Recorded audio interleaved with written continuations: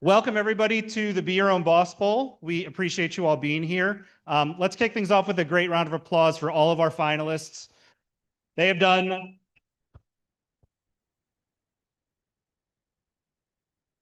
some amazing work to get to this point, and I know that you will be impressed with what they are here to show you tonight. Before we officially get underway, I did want to turn it over to Dean Chip Hunter for some opening remarks. So Dean Hunter, take it away. Thanks, Neil. Yeah, well, good evening and welcome. Packed house. That's great to see. A great evening. This time of year, they've got us all running around. The students are preparing for finals and for commencement if they're on the right track. And the deans like me are running from reception to reception to thank donors and celebrate the kinds of things that happen at Temple. But there's nothing more exciting, I think, than this one. So it's just great to be here at the Be Your Own Boss Bowl. We're celebrating not just the finalists, of course, but also the entrepreneurial spirit that thrives across this campus and especially in our communities and in this community that we think of as the Fox School. And I think it's important to note that this institute we've got here isn't here just to serve the Fox School, the school of which I'm the dean, but the entire university community. Because across Temple, you'll find thinkers, you'll find builders, you'll find risk takers, young people, not so young people, people at many different stages of an entrepreneurial journey. They're working hard in classrooms, they're in study spaces, they're in research labs, and they're here at the IEI trying to learn as well as get something done. And we are fortunate to have this front row seat to all of this great work happening across the university. This is a gateway to opportunity, the IEI. It connects faculty, it connects students, it connects alumni, it connects our community members across Temple's 17 schools and colleges. And with hands-on learning, mentorship, workshop, events, this institute equips its participants with tools and confidence that turn ideas into impact. I want to say a little bit about why it's such a great idea to have this at Temple University itself. I think those of you, especially those of you who are local, you think of Philadelphia as an American city, but also a city with its Quaker roots. And so sometimes the roots in Philadelphia and the entrepreneurial spirit of Philadelphia get tangled together in some interesting and funny ways. But at the roots here, this is an American city, and American cities are built by entrepreneurs. From the earliest days, this city and this country have been places where people see opportunity and take risks in different kinds of ways. I mean, William Penn himself took risks in different kinds of ways. I don't think today we describe him as an entrepreneur, but you think about it and you say, wow, there was a man who saw opportunity and took risks. And in the end, entrepreneurs build something, and they build it not just for themselves, but for their communities. And that spirit remains strong in Philadelphia. Across this city, we do see startups tackling challenges in areas like healthcare and technology, looking for social impact. And increasingly, these ideas are coming from a wide spectrum of founders. It's not a cliche to talk about diversity as strength in this city. And these are folks with a bold set of perspectives, a real variety, and a desire to make a difference. And so Temple University, as Philadelphia's public university, has the potential to be a catalyst to put Philly on the map as a hub of entrepreneurial energy. We're uniquely positioned here at Temple to open doors, to provide access, to nurture talent, and to empower students and alumni to turn ideas into action. And so it's important to understand how our institute, housed in the Fox School, fits that vision. What do we do especially well? We study entrepreneurship and we teach entrepreneurship. It is something that can be studied, and it is something that can be learned. There are principles of entrepreneurship, there are theory and research in entrepreneurship, and uniquely entrepreneurship, of course, is a school of hard knocks as well. And in the IEI, we try to bring these things together the talent and the knowledge of our researchers, the applied experience of our teaching faculty and our alumni, and the energy of our students and others who join us. And this is a source of great pride for Fox, this driving force behind the mission to equip entrepreneurs with knowledge and with practical tools to tackle what's in front of them. This Be Your Own Boss Bowl, of course, is always a great event. This is, Alan, you can correct me if I got this wrong, 28th year? 28th year of this event. It's amazing. Yeah, you can clap for that. It's okay. And over those 28 years, I'm sure there were a lot of ideas presented, and I'll bet a lot of them were great ideas presented. And I'm confident we're going to hear some more tonight. So I want to now get out of the way so you can get to that, but not without taking a moment to thank our judges for this year's BYOBB. Mumbi Dunjwa, who's the founder of, and I'm going to say it wrong, is it Naturaz? Naturaz. Thanks for being here. We've got Solon Morera, who's an associate professor of entrepreneurship and strategy at the Fox School, one of those innovative, creative, and highly successful researchers, as well as a very well-regarded teacher here at Fox. And Vincent Perez. Vince is the founder and managing partner of Longview Partners. Thank you for agreeing to do this. Thank you for sharing your time and talent with us. And many thanks also to Alan, Neil, Jeff, the team at IEI for all the work in putting this together. And to our finalists, good luck. Thank you. Thanks, Neil. Thank you so much. Appreciate you being here. I also did want to acknowledge the elephant in the room. We do see the irony in having an event at a business school on tax day. So I don't think there are any accountants in the room because you're probably working late, but we just wanted to acknowledge that. Thank you again, Dean Hunter. You all are going to see some excellent presentations tonight. We're going to start out with our upper track finalists, followed by our undergraduate track finalists. Folks in the upper track are either alumni or current graduate students, and folks in the undergraduate track are obviously undergraduate students. Judges, I should say, you can sit down. You can get comfortable. You're good. Before we jump into these, I did want to go over a couple of things. We do have a People's Choice Award, so scan this QR code and kind of save that form. There are also some scattered about on the tables so that you can vote for your favorite this evening. While that is up and while people are scanning, I do just have a one or two housekeeping things. If you do need to step out and use the restroom, restrooms are back this way, or make a phone call. If you could use, Carl, would you wave your hand back there? Carl is waving his hand right there. Kind of go back this way and back out through the hallway, just so that we don't interrupt the flow coming up this way. That would be great. We did have some fantastic partners that we could not have put this on without. And so the Institute for Business and Information Technology sponsors a Digital Innovation Award. Some members from their team, I thought I saw them here, but thank you all for being a part of this, as well as our partners at the Office of the Vice President for Research.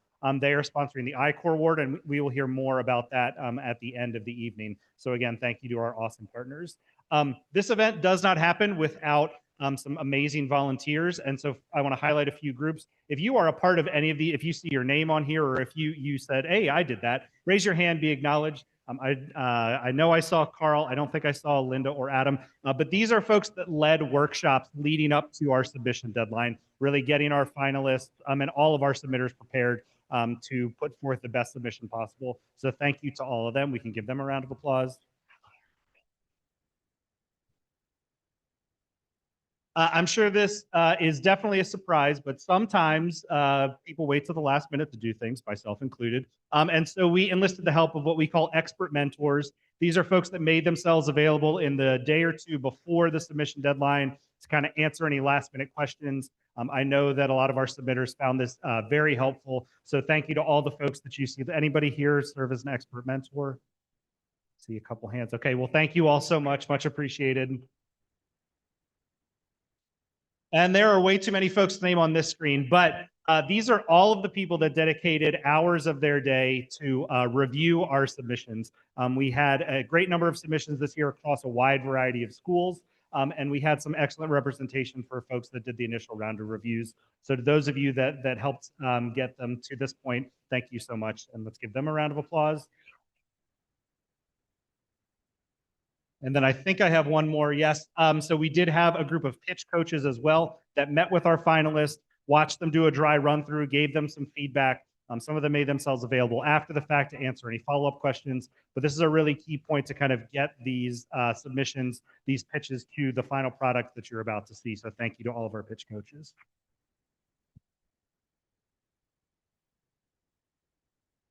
I can't do it any better than Dean Hunter did. So thank you to our judges. He already introduced them, but thank you all for being here. Much appreciated. There's the People's Choice Award again, if you need it. And now I think we are ready. So let's get this started. We are starting in the upper track. So again, this is current graduate students or alum. And first is Noor with the submission Aura.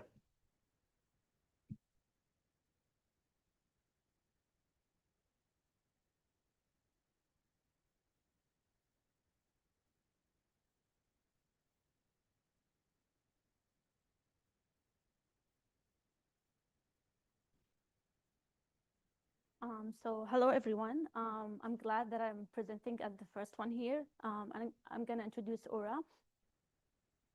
So let's start. Aura is a wellness virtual space. And I wanna share my experience. I came here to Philadelphia from Jordan in 2025 to pursue my studies at Temple University. And I had the chance to come alone, but my husband wanted to come with me to support me. And he is even now here to support me. So he's been working remotely from here back with his company in Jordan. And he always experienced fatigue, disconnection, and feeling isolated. And that made me think, like, why, with all these tools out there, why there is a tool that can keep employees feel motivated and connected? From there, I went to search for this problem. And although of all these tools out there, we still have 20% turnover rate. We're losing a huge money due to productivity resulting from employee disengagement, and remote employees are still feeling burnout and invisible. So we're introducing Aura as a place to belong, focusing on human needs with a wellness environment and a cultural hub. So this is a team dashboard would look like on Aura. The background color would change based on the team vibe. So here we are in a productive vibe, which represents the green color. And this is a mood guide where red for high stress, green for productivity. And of course, because privacy is really crucial, all of this data will be collected anonymously. And this will be a step to build trust in Aura. We also have breakout rooms, whether you want to have like a cup of coffee over lunch, or maybe to celebrate maybe a professional milestone. There is always a room for that. So we're offering Aura as a solution to help in decreasing the turnover rate and increasing productivity through offering a more engaging environment that focuses on the well-being of employees, of course, while providing the early warning system through AI vibe. So let's dig deep and present a case. For example, here we're using Aura in a Zoom meeting, and there is a high tension between participants. Aura will be collecting real-time data, and every participant will use this screen. The mood here is red, which represents high stress. And here, Aura will interact based on the situation. So for example, it will, after the meeting, open a reflection room with a calming environment to help with mood recovery. And for example, let's assume that a spike comes up in between participants. Aura will proactively allow for managerial intervention, which will decrease the cases of escalation only for high-stakes situations. So for our market opportunity, only if we even targeted 1% of the total US spending on digital collaboration tools, we still have a huge opportunity. And with a market that is rapidly growing to past years and is still expected to grow, we believe we have a good opportunity there. And Aura is not going to disrupt like existing workspace. It's going to interact with it, such as you're using Otter in a Zoom meeting, you're going to be able to use Aura with any existing tool. And we believe that Aura can be a valuable add-on. For example, Zoom offering video calling. Aura will be presenting a more humanized experience that imitates the physical office location through its 3D floor plans and the vibe sync. Our go-to-market strategy, we want to target the early adopters, such as universities and tech startups. We aim to collaborate with career services to reach out for campus recruiters that will help us to have a smoother transition to the second phase, where we want to target HR in various sectors and eventually to represent mainstream enterprises through integration with Zoom, Slack, or even Teams. So our revenue stream will be basically on two main subscriptions. The basic subscription is offering 2D floor plans, manual mood sensing, and the AI enhanced will integrate AI in the vibe sync, and of course, adding 3D floor plans. And in 2028, we intend to diversify our revenue streams to include integrated partnerships. So we want to go step by step with the market, but at the same time to accelerate building the MVP, because we want to test and validate our idea and at the same time test the user experience. After that, we're going to move forward with building the basic version and of course the AI enhanced version. And then we're going to generate revenue and receive feedback. So for our financials, we're going to depend heavily on subscriptions, and we expect to break even in Q4 2027 and to achieve net profit in Q3 2028. We're asking for a first round of 150K and for the second round of 1.5 million. We will be able to dedicate that for hiring technical expertise and of course infrastructure development and integration of the AI features. And whether the reason was to win a market or a tool or even a feature, huge companies go all the way to do that, whether it was an acquisition. And we really believe that Aura can have a huge traction for these companies.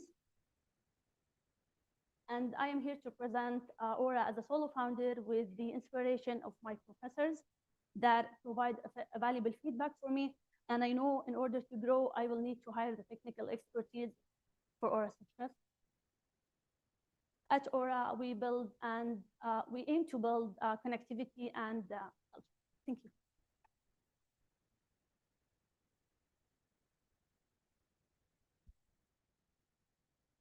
Nora, thank you so much. That was great. Questions from the judges. We come turn your microphones on. There you go. Yep. That was terrific. I really enjoyed it. And I think Workforce Dynamics is going through a pivotal change right now, right? So this is great timing. My question for you, and which I'm a supporter of, is that anonymous nature that you built into it, right? But operationally, have you thought through if there's flags or signals on a particular breakout session where there's some tension, as you mentioned, if they're requested to go to a separate room and discuss that, wouldn't that anonymity just be lost? You mean if they get like only one employee to, okay. So we're gonna have this option that each employee will be able to activate or disable if any of his data or her data wanna be shared or not. So I think that can fix the problem if it's only an individual in the room. Got it. Because we wanna protect privacy, like this is the main point. Sure, of course. Yeah. Love that.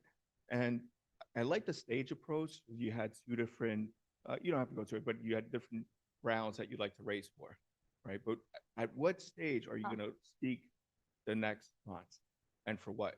The second one, so it's going to be basically at the end of 2026, but we want to integrate AI features because we're going to need more technical expertise. And of course, the whole, like the infrastructure development will need more money.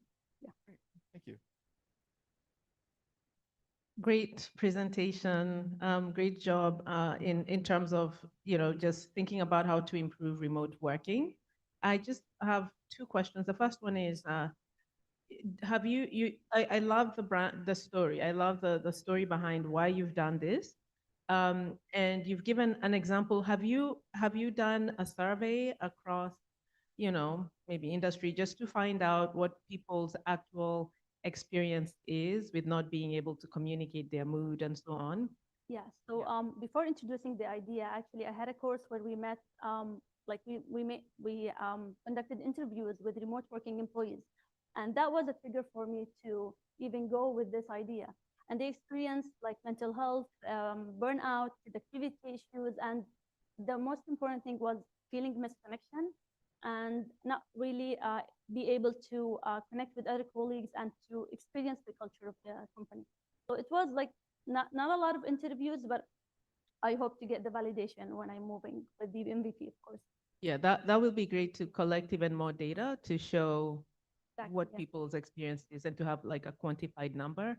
And then in terms of marketing, so the 10% is for this raise that you will, is it for this, if you win a prize, Yeah. you're planning on applying 10% to marketing? Yeah, because I believe I can like leverage my status as a Temple student now with the universities, and I can also like I have 10 years of experience in professional and financial services. I can leverage for now these funds to be dedicated more on the talent acquisition of the technical skills and the infrastructure, which something that I don't really have the experience in. Okay, so you're focused mainly on your biggest need is in building, right? Versus the market. Okay, great. All right. That is all the time we have, unfortunately, for questions. Nora, thank you so much.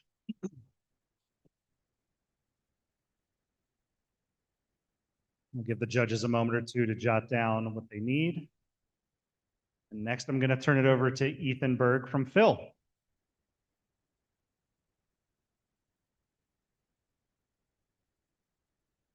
Am I good to go? Is this on? Hello, hello. All right. Hey, everyone. My name's Ethan. I am the founder of Phil, and we are building the real-time intelligence layer for our physical infrastructure. So I want you to picture something for me. You're driving. It's a beautiful day like it is today. There's no traffic. Favorite song's on. And bang, you hit a pothole. Your car's rattling. Your coffee spills everywhere, right? But it's not just potholes. Our cities, the way that we maintain our infrastructure is very reactive.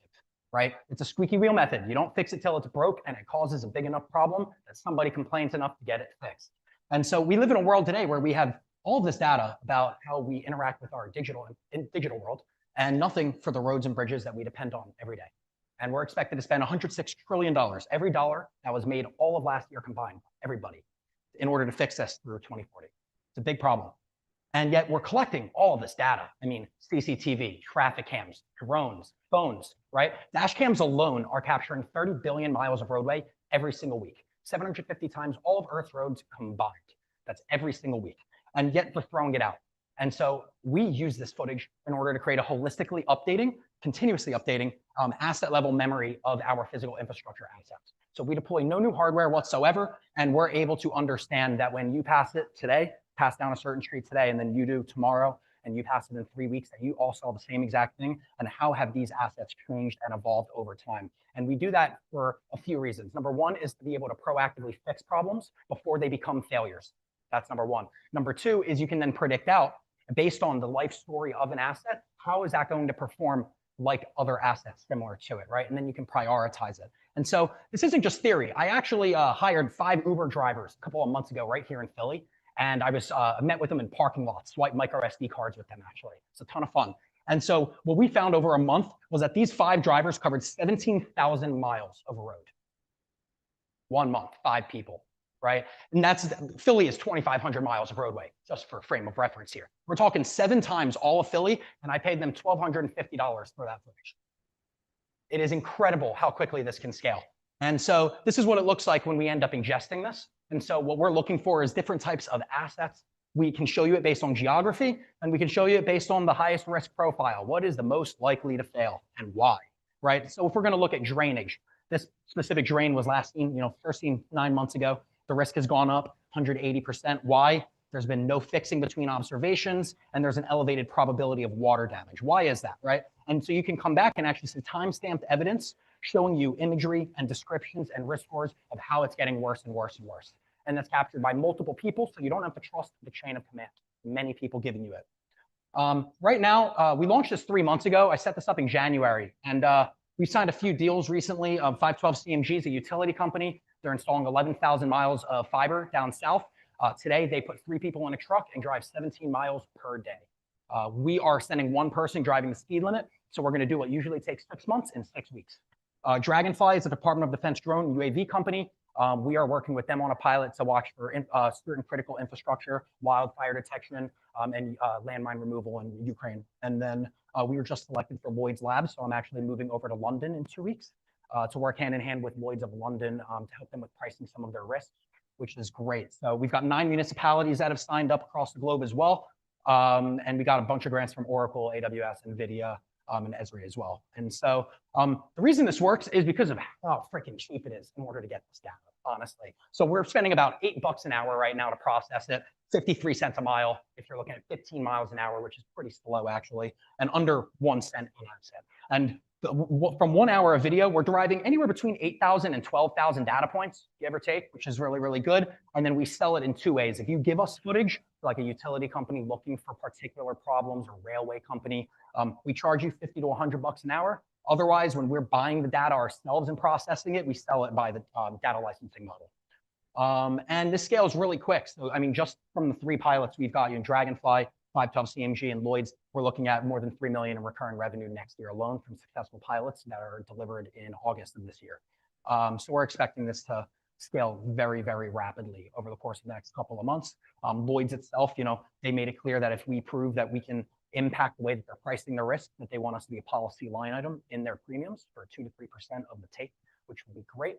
And so, yeah, we're working to get everywhere in the globe. And the reason that we can do this is because my team is freaking amazing. I was always told to hire smarter than yourself. So Daniel worked with me on 3D simulation technology for the past couple of years. We worked with Red Cross, FEMA, Department of Defense, telecommunication companies, understanding the world and what happens if a certain thing occurs. That's why we started building this, to get better data to feed those simulations. Andy and Deep both come from Capture. Andy was the head of 3D at Blue Sky, the #1 aerial UAV company in the UK. And Deep just sold his last company, utilizing acoustic sensing from fiber lines underground and selling that data to other people. And then Celine brings a ton of experience with the insurance side. And our advisors include, you know, the former head of insurance at Tesla and Luminar.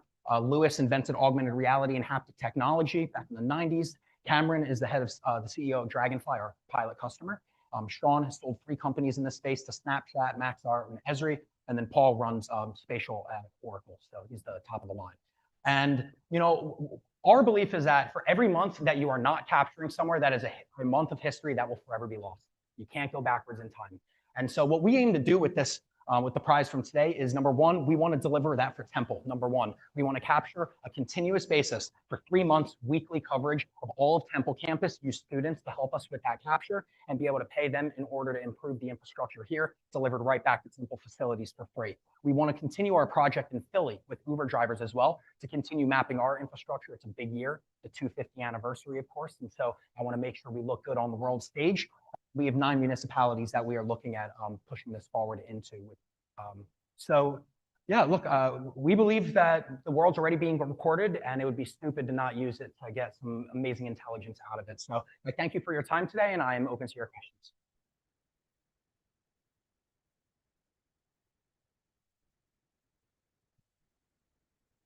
Hang on, Celine.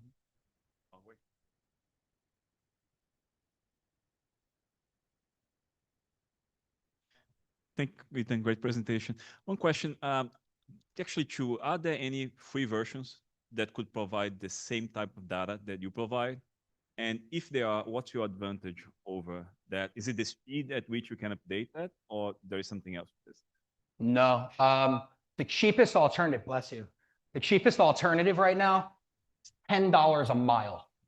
We charge 50 an hour, no matter what your speed is. It's incredible how much people are charging for this, to be honest. Civil, $69 a mile minimum. If you want asset intelligence, you're looking at $119 per mile.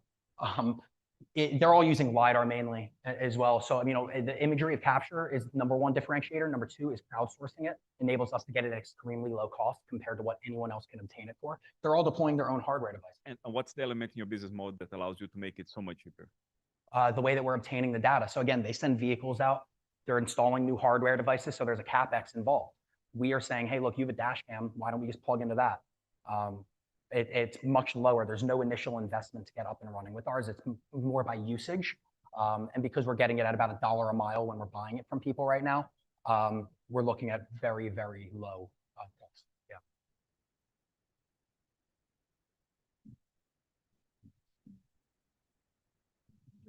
Yeah. A great presentation as well. I love what you're doing in terms of, some of the issues we are dealing with potholes. Everyone's great. complaining. I was like, why didn't I think of this? So are you, in terms of like the future and what you see in the future, do you see yourself being acquired by some of these big companies? What's your vision? I think that we've got 24 months, give or take, until someone's going to try to. I mean, ideally, I would like it to kind of stand for us to have accountability, to hold those that are expected to fix problems for us, to live in a safe and resilient city. I think that we deserve the data in order to hold all of them accountable, to make sure they are fixing and making our city somewhere to be proud of, right? And so again, I mean, with our cost model, we really don't need a lot of drivers in order to cover so many places. And so we believe that we could do this very organically without really the need of being acquired. But I don't think that it's unlikely that we will.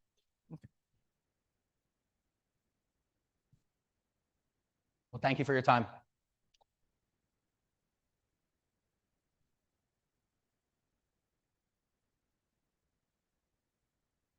All right. Good luck. Judges another minute or two. Hello, hello, hello. Okay. We can hear you. Great. Next up, we have Paul, an alum from the College of Engineering, who's going to tell us about Plasmo. All right, cool. Hi, everyone. Thank you all for being here today. My name is Paul. I'm one of the co-founders of Plasmo. It's an AI native platform for molecular biology. And so to kind of give you guys a brief background, I've been working in cancer biology for the past 3 years. And my co-founder and I, we're tackling a problem that me and some of my lab mates, we face every day at the bench. And so to kind of set the stage, if I was in the lab and I wanted to perform an experiment, I need to go and do all this due diligence to plan the experiment properly. And right now, that's fragmented in multiple different softwares. So I'd have to switch between NCBI, Snapgene, all these different softwares just to get data across from one point to another. And so the problem with this is that when you transfer data over time, you're bound to lose some of it, just whether it's human error or whatever. But additionally, the amount of time that it takes, it's kind of like doing more of like an administrative work where, if I'm writing down protocols or researching which protocols were used, this can take hours and if not days. And so with that in mind, the consequences of this is that 70% of researchers, they can't even reproduce other people's experiments, and 50% can't even reproduce their own. And so with these consequences, there are major costs. So for instance, 45,000 is wasted by a single researcher in a lab every year. And this can amount to 5 to 10 hours at each experimental step. If you sum this up, you'll have up to 1 to 3 weeks, if not months, for failed iteration. And so we have a saying in biotech where time is discovery. And so with some of these delays, you could realistically be missing out on publications or grants. Some of these funding cycles have really small windows and you're just losing the opportunity. And so with that, we believe that the issue is actually not with biology, but the workflow itself. And so our solution is Plasmo. Plasmo is an continuous AI native workspace where researchers can kind of have everything in one location. So take that same experiment from before. Let's say that I work in bladder cancer, so I want to do research on a specific bladder cancer gene. Now I can take my hypothesis and I can generate, Plasmo will go in and generate an entire workflow that I can take directly to the bench. And so the beauty is that all of it is in one platform. And we can really help researchers go from hypothesis all the way to publication. Our 6 key features include research, design, validation, execution, analysis, and publication. These 6 features include tools that reduce the time for these scientists so that they can go from hours to minutes in terms of completing each of these steps. And so that's not where that's the time itself is great that we're saving these researchers, but we've also implemented a multi-agent system where 4 specific agents have access to 76 domain-specific tools. And with this, we have overlaid it with a memory layer so that Plasma is able to remember all of the experimental successes, right? So, but if an experiment failed, if it succeeded, or if your lab has a specific workflow that it uses regularly, it'll remember all of these things. And so we're already seeing some early traction. We've had active researchers. We're using our platform from Weill Cornell, Merck, NYU. And one of our users has said, if I could go from Plasma to publication in one app, I'd never open benchling again. And so Plasma is fundamentally different from the tools that are currently out in the market. You have traditional tools such as Snapgene and Genius that are manual software that researchers have to use themselves. And you have Benchling, which is an enterprise cloud software that mainly acts as an electronic lab notebook and data registry system. Now you have these modern AI agents that are really good for chatting and analyses. So that's where Plasma kind of differentiates itself, is we support this entire process from design, planning, and execution, all under an affordable price. And so with this in mind, our growth strategy right now is to really work with the individual researchers that would be directly using our platform. My philosophy is that if I wouldn't use it myself, I can't really see myself supplying it to other people. And so with that in mind, we're trying to more specifically target early biotech startups and enterprise. So how are we going to do this? Currently, we're raising $100,000 in non-dilutive funding so that we can work on specifically product development, improving our AI infrastructure, and customer acquisition. And with this in mind, we're trying to acquire a $25 billion life science research industry. And so looking ahead, we're shipped and we're live, and we have 70 plus beta users currently using our platform. Additionally, we were recently accepted into the NSF IPOR program. And looking ahead, next 6 months, we're really hoping to pilot at 3+ universities and industry labs. We're additionally looking to validate our pricing model and grow our user base. In the long run, we're hoping to really become the operating system for autonomous labs. And we have a multidisciplinary team to get this done. So me, I have 5+ years working in molecular biology labs, or co-author publications in very high impact journals. And my partner, Adi, he has been working for over 3+ years as a machine learning software engineer at Capital One. And so to kind of wrap things up, biology needs better software, and we're really looking to build the tools so that researchers like myself can really focus on the science that matters. Thank you.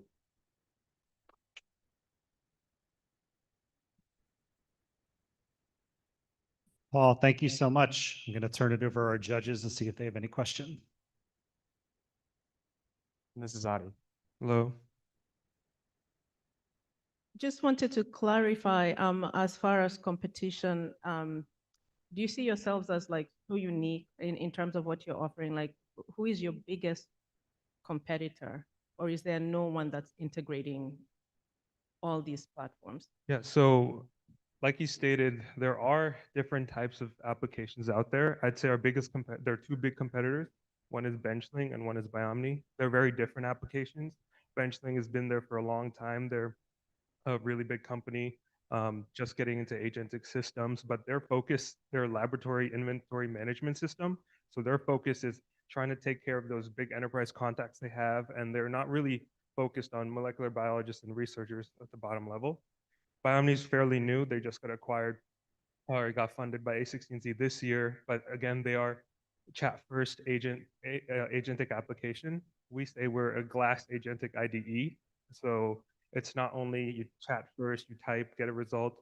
We actually allow molecular biologists, after talking to them for a year or so, they prefer to have that manual option to actually use the product. So we can use the AI. They don't have to use AI if they don't want to. Some people do the same thing every day. Like if you're doing a cloning experiment, we have one user who does the same cloning experiment every day. She just wanted to use a template and asked the AI to use her own template and then edit it herself after. So we set ourselves apart in that regard, where we do have people, applications that people use, but from what we've seen from the 70 people that we have, we're just very different in that regard. So I'm a researcher myself, not in biology. So why we would go with your solution and not with one of the foundational AIs that are out there to process similar stuff? Yeah, good question. So initially when we started, obviously we just took a model out there, and then like researchers nowadays, as you showed in the first slide, use ChatGPT on the side and everything. But what we've realized, or what he's told me initially when we first met, and what we've seen from all the users we have, there was a lot of context loss in between communication from AI to their applications, and researchers or human beings in general don't want to prompt AI on everything that happens in the back end. What we do differently is when researchers use our application, everything that goes to the AI, the whole project is understood by the AI. We've worked a lot in the last 6 months with prompt engineering, trying to understand how to fit the proper context in that box. And another reason is our tool set. We have around 76 tools right now, and each of these tools was created based on what researchers needed. Most of these tools are not available. By tools here, I mean anything from primer design, like talking to Primer 3, which is a big one that people use every day. We integrated directly in our app so people can use all these APIs directly. Quick question. Which AI are powering? So we started off with DeepSeek. Now we're using Claude. We're fully on Claude now. Thank you.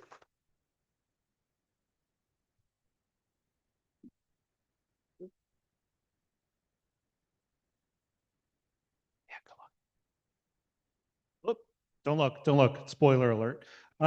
Next up, we have Albert Gelson, a recent Fox alum, who is going to tell us about Turnstile. Take it away, Albert. Thanks.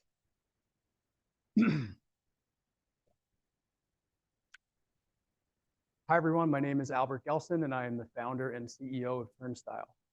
There are two fascinating things happening in the world of ticket stubs these days. First is that people have large collections of stubs, and they're looking for something better to do with them. This isn't just specific to printed stubs. This is a conversation where somebody wants to export their digital airline boarding passes out of the wallet app, but they can't because the wallet doesn't have a good enough feature. The second thing that's happening is that people want to continue experiencing the events that they go to long after they've ended. This article talks about the role that ticket stubs and playbills have in maintaining the canon of theater history over the years and how it's at risk due to digital ticketing. Fans don't just want to go to events, they want to own the experience and access it forever. This isn't a fringe movement either. Just last week, the Toronto Blue Jays kicked off their 50th anniversary season by giving everyone a replica ticket stub to their first ever home game. And this is all happening at a time when the nostalgia economy is booming. It's a market that's expected to grow to be almost $500 billion by 2030.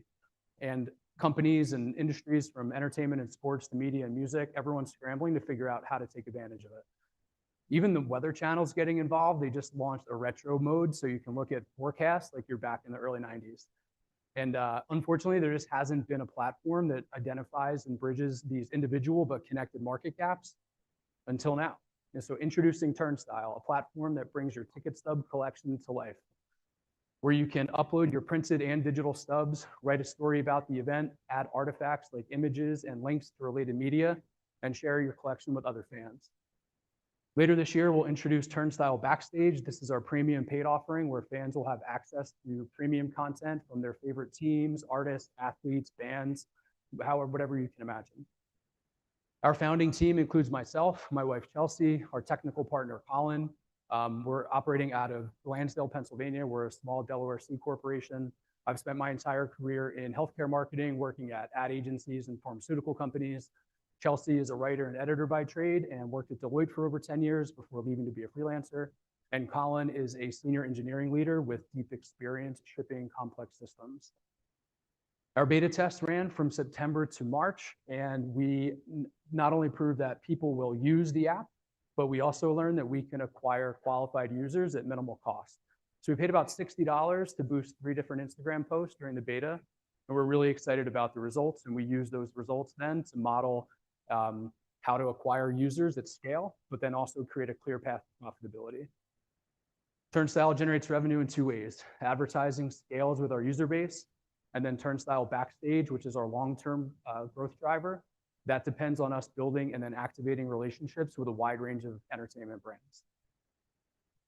We enable advertisers and our Backstage partners to reach highly qualified audiences with unmet precision based on real-world fan behavior.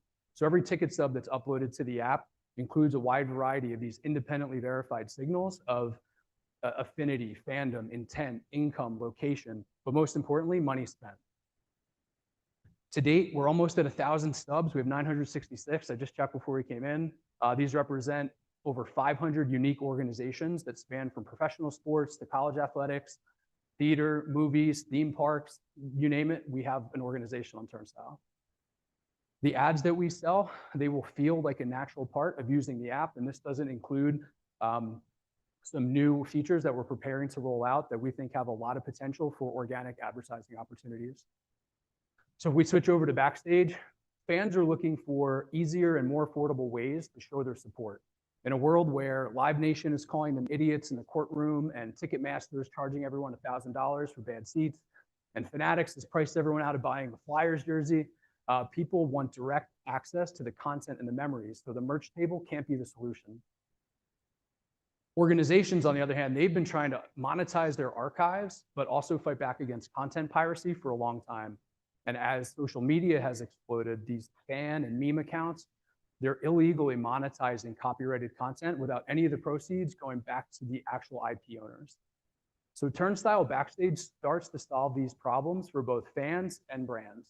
The research we've done so far suggests that selling these digital packs of tokens is the most effective approach. So fans would buy token packs, they would exchange those to unlock premium artifacts from the Backstage marketplace. And then the Backstage partners can price things as they see fit. We've modeled this carefully across 4 key assumptions. Everything's rooted in the pilot data or industry benchmarks. So moving from left to right, user acquisition, we're assuming a conservative conversion rate of 20%, but we're also assuming that we're gonna up our ad spend. Ad revenue, we know doesn't scale unless our user base scales. So we've modeled that conservatively. Backstage revenue is a bit more complex. It depends on us building and activating those relationships. And we've modeled a flat burn rate, just knowing that that can fluctuate month to month. But based on everything, we're confidently projecting that we can generate revenue in 26 and then turn a profit in 27. And by December of 27, our monthly revenue should be 3 times our burn rate. 70% of investment would go towards product development. We have to build the ad technology. We have to build the Backstage infrastructure, and we have to keep rolling out new features. The remaining 30% would go to complement our existing self-funded marketing campaigns where we have meta app install campaigns. We are bidding on paid search keywords, and we are doing on-site event sponsorships. We're not inventing a new behavior. Millions of people already save their ticket stubs. We just have to find them and then activate them to use Turnstile. And we did conduct customer segmentation research before we even started building the app. And we are really excited to see that the people who have currently used Turnstile align with what we learned in research. So the 2 key takeaways here are that 30% of our total user base are highly engaged with the app. Those are our top 2 segments. And then the other takeaway is that our bottom 2 segments, we haven't turned on notifications, nudges, reminders. So we're confident that those things will help activate the bottom 2 segments. There are definitely competitors. Patreon is well established in the space, and that we know that everyone is familiar with Patreon. Memento is a new event scrapbooking app. Concert Archives kind of owns the music space. But what our competitors miss are 2 really important things: storytelling and nostalgia. I talked a lot about nostalgia. It stems from the Greek words nostos, meaning homecoming, and algos, meaning a pain or an ache. It means that you're aching to go to a place in your memory that you can't go to anymore. And storytelling and nostalgia are how we win. Turnstile isn't just a nostalgia platform. It's the infrastructure for fan memories at global scale. Help us build it. Thank you, Albert. That was awesome. Questions from our judges? I think it's a wonderful idea. I lived in Europe for years, and the block bag that you have, I've got a huge one full of all playbills and theater, right? So I love the concept. and I want to share this with my kids. I'm like, look at all these cool things that dad did. You can do this too. Yep. Right. So I love what you're generating here, and I do see the need for it. My question is, the competitive landscape is quite fierce at the moment, right? So what modes or what areas, do you have any IP associated with this that can help protect that? We don't have any tech IP specifically. I think there's a lot of value in the storytelling and the nostalgia components of it. I think if you look at Patreon or you look at Concert Archives indexes really high on just database and event information storing. You can't even upload your concert ticket stubs to that. One of the other competitors, Memento, you can't upload your ticket stubs to that either. It's all based on modern events and linking to like a database. So I think we're in a moment where people are steeped in nostalgia and they're looking to kind of relive some of those things, but then also keep track of it moving forward. And I think we kind of build that for them. I love the branding as well. So you've really nailed it. So I was curious about this. I noticed that your monthly burn remains the same across the, as you in your projections. And I wondered why that stays the same. If you're scaling, I assume that maybe the burn should sort of grow with that. Yeah, I think so too. And I didn't want to over-engineer the model just because transparently, I'm not a financial modeler or I'm not a CFO. And I know that's a role and a function we need to bring on. So for purposes of this, I wanted to kind of not introduce too much variability, but we are kind of self-funding all of it now. And based on, if we hit 50,000 stub uploads, that's when our expenses on the backend infrastructure pick up. But we're all working on equity. So I think if Backstage takes off, yes, it's a different burn situation. Okay, good. And I just don't know what that looks like, so I didn't want to misrepresent that. Right. No problem. And in terms of ROAS, what are you seeing? Because I know, advertising can get really expensive. Are you seeing some good returns in terms of return on advertising spend? For the money that we're spending on advertising, we've only spent the $60 in the pilot, and it generated, I think, 5,800 impressions and 150 visits to profile and 11 direct messages asking to join the beta. And I think that's incredible. I think compared to some industry benchmarks that I've looked at, it seems like we're doing really well. But I think it all depends on how much things diminish as you introduce more content and impressions. And I think it comes down to your story and your message and whether or not you're retargeting and doing the mechanical things that help you grow and find the right users and minimize waste. Awesome. Thanks. Yeah. Thank you so much. Thank you so much.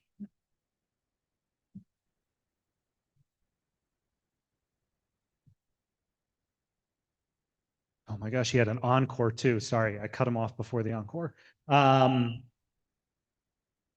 All right, let's give one more round of applause to all of our upper track finalists. That was fantastic. I'm gonna vamp for just a second, just to give our judges time to get our score sheets into our awesome student worker team that's gonna input that for us. And remind you that there is the People's Choice Award, so you have the opportunity to vote for your favorite. If you saw one of these upper track finalists and thought that you were really impressed by them, I encourage you to vote for the People's Choice. We now are going to turn the page and go to our undergraduate track finalists. I like to, again, just highlight, these are current undergraduate students. And so on top of all of the things going on in life and all of the things going on at school, they have done an amazing job of getting these presentations ready to pitch to you.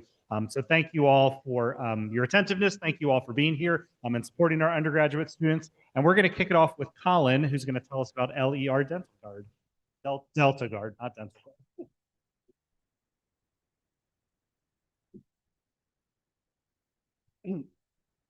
Hi, everybody. As was mentioned, my name's Colin Falinger, and today I'm pitching LER Delta Guard. And I also want to take a moment to speak about a problem that actually impacts every single person in this room.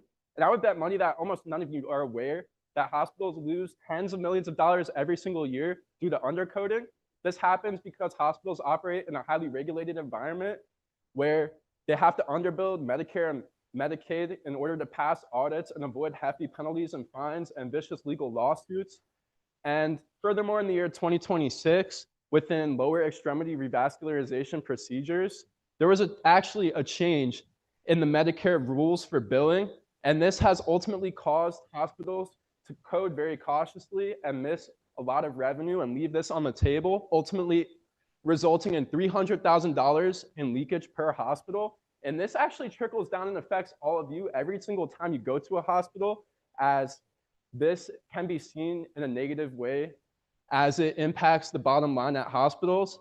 And to give a quick example, let's suppose a surgeon performs a complex leg artery procedure, which is what LER is. It's actually vascular procedures in your leg and your ankle.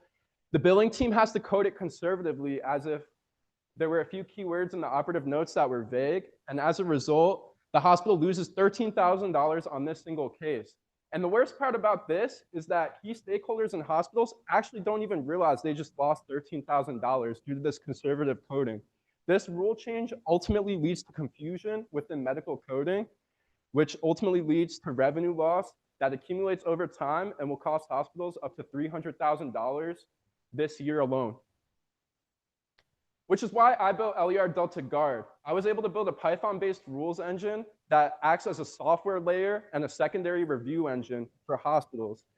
My system flags cases in which hospitals can actually bill for more revenue, and I also provide the documentation needed to support these findings and audits. Right now, we're in the stages of having our MVP validated, and we're ready to demo right now in Philadelphia area hospitals. How does it work? It's actually very lightweight, simple, and integrates really well in a frictionless way into the hospital workflow. All hospitals need to do is upload a CSV file full of operative notes that they already have from these procedures. My system then scans these patterns and ultimately flags cases in which hospitals can bill for more. However, the most important part I want to point out within my workflow is that hospitals can review and ultimately approve each and every one of my findings. This is important as I'm actually not trying to replace medical coders as a profession. I'm trying to optimize medical coding within hospitals using a deterministic rules-based software engine. Here's what the competitive landscape looks like now. Hospitals often hire internal auditors and consultants to come in and look at this. However, this is actually a reactive way to try to solve the revenue gap. And additionally, this is a manual way to solve this revenue gap. And my system is automated and works instantaneously. Additionally, there are primary coding tools within interventional radiology, which is the broader segment that contains LER. And the problem with these tools is that they're actually the cause for this gap. They don't offer secondary review to uncover areas to bill for more. And additionally, these tools optimize for compliance and ultimately leave a lot of money on the table. Additionally, there are some AI platforms that are trying to replace medical coders as a specialization. However, this has caused a lot of friction within hospital sales cycles, and hospitals are hesitant to adopt. And additionally, these are broad coverage platforms that are not specifically trained for the LER coding transition this year. My system is deterministic, audit ready, and focused on this particular specialization, meaning I am best positioned to derive and benefit from this coding transition that's happening right now as we speak. I identified roughly 6,000 hospitals in the US that actually conduct these types of procedures. And additionally, about 1,200 of them support the volume needed to really justify investment in my tool, which is how we got to our serviceable available market of 1,200. By year 3, my goal is to have 15 hospitals subscribe to an annual SaaS model, which implies an annual recurring revenue of $900,000. One thing I want to highlight is that we would be charging $36,000 to $60,000 per hospital per year, which implies they would be paying us roughly 15 to 20% of the revenue that we saved them. In turn, this means that hospitals that invest in us actually will be seeing a 5 to 8x return on their investment in us, which presents a really compelling sales pitch to hospitals. Another thing I'd like to highlight is that since our software is already deployed, we have a 90% gross margin, which ultimately translates to a really conservative 50% net margin year over year, in which we'll be able to generate cash and reinvest in our business. And you can see our goals here of 2 to 7 to 15 hospitals year over this 3-year financial forecast period. So how am I taking this to market? I'm actually going to offer it for free. A lot of people might question this, but I think this is the best approach. I plan on offering 60-day retrospective reviews for all hospitals in the Philadelphia area. And this ultimately is going to act as a conversion trigger in the phase 2, where I can offer quantified impact reports to prove to hospitals that I can save them money. And additionally, Upon converting them into full-time paid customers in phase 2, I plan on conducting case studies around these 60-day retrospectives to further scale within the Philadelphia area. What's next beyond that? National expansion in phase 3. But additionally, I want to highlight that I actually want to expand our procedures that we cover beyond just lower extremity revascularization. I plan on covering other surgical procedures and specialties and becoming a more broader revenue recovery platform within medicine. A little bit more about myself. As I mentioned, my name's Colin. I work within the insurance industry as an IT project manager, essentially meeting every single day. I bridge technical systems to business problems in a highly regulated environment. And I built this entire system end-to-end by myself and tested it through validation suites. And right now we're actively recruiting for revenue cycle advisory, clinical advisory, and healthcare sales leads to further bridge the gap between a validated tech product and a highly domain-specific business. As I mentioned, those are my biggest asks. I'm looking for strategic partners, advisory support, and industry connections within the healthcare space. And I would use this money to ensure a HIPAA-compliant cloud, which is really the last step between where I'm at with my MVP and taking this to market in a regulated enterprise environment. Additionally, I would use this money for legal entity formation and paid outreach to hospitals. Thank you.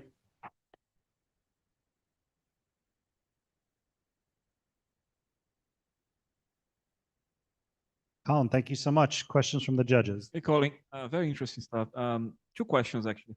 How do you balance the ratio between false positives and false negatives? Is it you set it up, or each hospital can do that according to their own process? And then the second question, I imagine that every procedure has a medical code, but is that standardized enough across hospitals that is not going to create problems for you to scale this up? Yeah, definitely. So these are codes that are set up by Medicare and Medicaid. And just because every procedure is tied to a specific code, I think that actually makes it extremely scalable just because beyond even the segment that I'm covering, being able to tie specific dollar amounts to specific codes, I think creates for the ability to scale this software even further, as you mentioned. And I'm sorry if you could repeat your first question. Yeah. Is the way that the hospitals provide the report with the code, does it vary across hospitals? And then your system able to actually take that into account? It's pretty standardized. So right now, most coding software just records these codes in the same way. And then the operative notes, which are really what changes from hospital to hospital as an input, my backend software actually is keyword and context trained to be able to take in the variances of the language used in the operative notes and ultimately providing a versatile solution that can actually detect various language patterns and come to the same conclusion. And you had the first part? It's just how you define false positives and false negatives. You know, if you are capturing too many false negatives, or you had one slide about false positives and false negatives. Right? Yeah, so right now in testing, which is I'm validating this through testing with AI-generated operative notes. I've used Grok, ChatGPT, things like that to closely mimic operative notes as much as possible without actually being in the workflow right now. And through doing that, right now I've been able to train the backend with the language pattern recognition to ultimately not have any false positives as of right now. But I do anticipate having to iterate further upon this iteration once in the workflow to continue to tailor toward the language patterns that we see in practice. Very quick question. And one Quick, yep. I just have a quick question about the downstream impact to the actual patient who's received the LER procedure. If you're recovering these costs that are lost, is there any downstream impact to patients? I would think that there would be downstream impact just because Medicare and Medicaid would ultimately be billed more. I would think that some premiums would raise as a result of that. If the hospital was able to bill for more revenue over various procedures, I think premiums would ultimately raise downstream. Okay. Colin, thank you so much.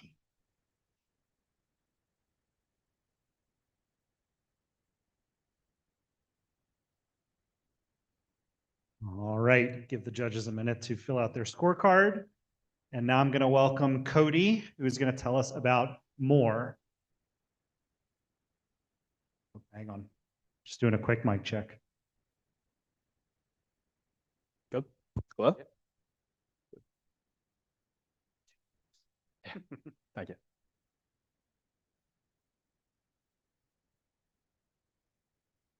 The leading sports drink in the US contains more sugar than a Snickers bar, and yet 85% of our target audience are still defaulting to Gatorade. My name is Cody Frazier. I am the co-founder of More and senior marketing major here at Temple University.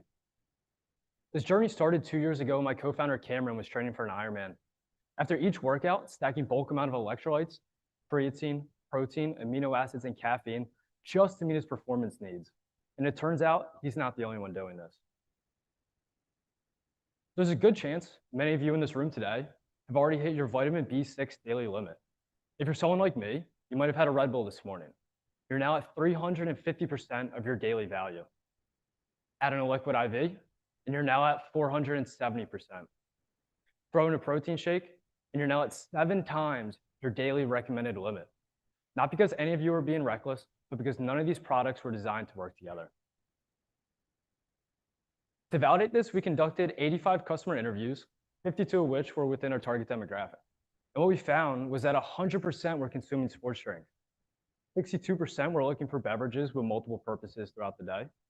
90% prioritize low sugar, and yet 85% are still choosing Gatorade.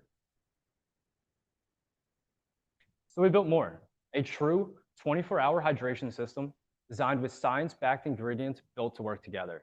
Comprised of 3 variants: Rise for daily hydration, Glow for midday energy and focus, and Recover for post-workout and sleep support. 3 variants without the redundant ingredients. We built Rise with a 1-to-1 sodium to glucose ratio and an osmolarity level below the recommended value set by the World Health Association. What that means is that glucose allows for faster water absorption compared to just water alone. The health and wellness market over these past few years has been expanding rapidly as more and more people are adopting health and fitness trackers. There are 17.1 million individuals within our target demographic that are Pilates and runners participants aged 24 to 44 years old. Of this, we believe we can capture 1%, spending $540 annually, making up 92 million as a part of our service obtainable market. The hydration market today is really split into 2 distinct categories. One, beverages that are high in sugar and artificial flavors, and the other being performance drinks that are tailored towards the endurance athlete. And the truth is, most of us fall somewhere in between. Cadence validated the 24-hour system, yet they're rooted in performance, and their formulas are tailored to that specific audience. We're the only true 24-hour system that combines electrolytes, clean caffeine, and protein. We launched direct-to-consumer before expanding to Amazon, specialty retail, and a pilot with Wawa for mass retail. We're holding off on our Amazon expansion until demand requires it because it adds an additional $10 of cost of goods sold per unit.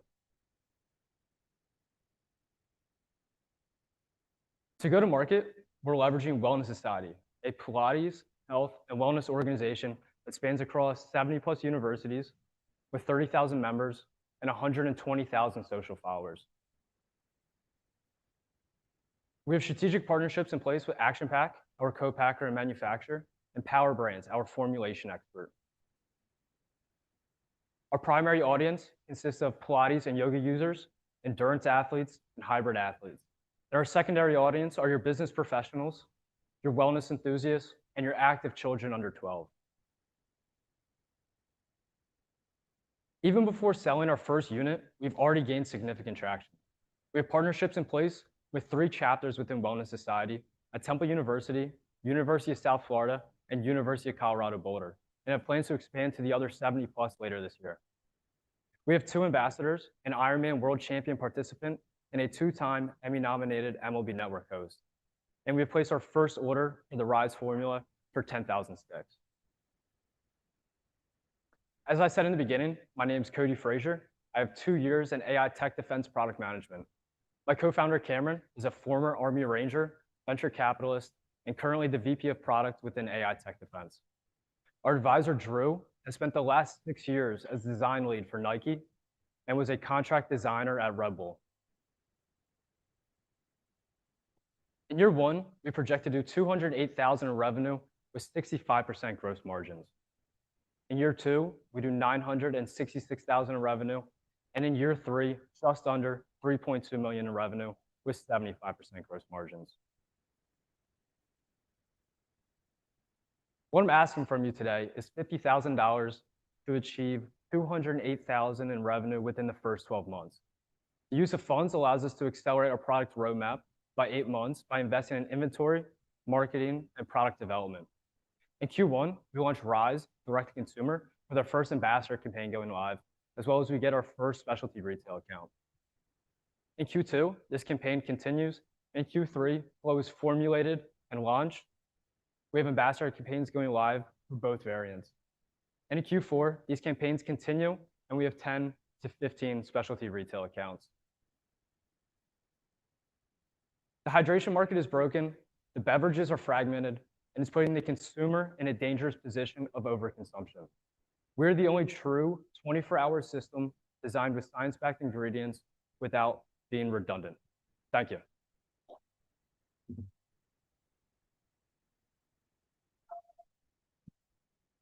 Cody, excellent job. Questions from our judges. I love that there's threats associated with it. Broad Street Angels just reached out to me looking for veteran ventures. So that's a possibility to maybe get you to check. I love that. Yeah. Love the concept. I did a bunch of triathlons myself, not Ironmans, but I get the concept, right? And I've got young boys myself, and my youngest is looking to use creatine. I'm like, you're ready for that, right? So the Rise method, I saw the ingredient list, and I was a little stumped in that there was no caffeine in the Rise one. Like, no, not in Rise. So Rise is just daily hydration. Flow is with daily electrolytes, nootropics, and caffeine, clean caffeine to be specific. They're derived from green tea extract. And I thought I also saw that Rise had some glucose in it or some type of sugar. So yes, low sugar. Right. It is 7 grams of sugar to be specific. Still enough to break a fast though. I'm an intermittent faster, so that's something that I wouldn't like. That wouldn't cater to that market. I would imagine not, although I don't have a specific answer off the top of my head for you. I can follow up after the fact, though. My last question is regarding the pilots that you have. You mentioned Wawa as well. They're terrific. They're in our backyard, right? So have you started those pilots yet? So not yet. We're planning for the future. So we have a connection with the Woods family, the owners of Wawa, and they're putting us on a specific plan as far as revenue numbers to hit to ensure that we are on track to get it in the stores in a couple of years. Thank you. Cody, I like your value proposition. I'm just trying to understand where you are in terms of product development right now.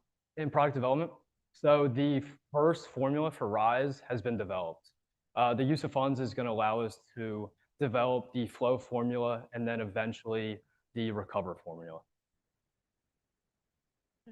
And I really love the idea about the products working in synergy and not duplicating or overloading on supplements.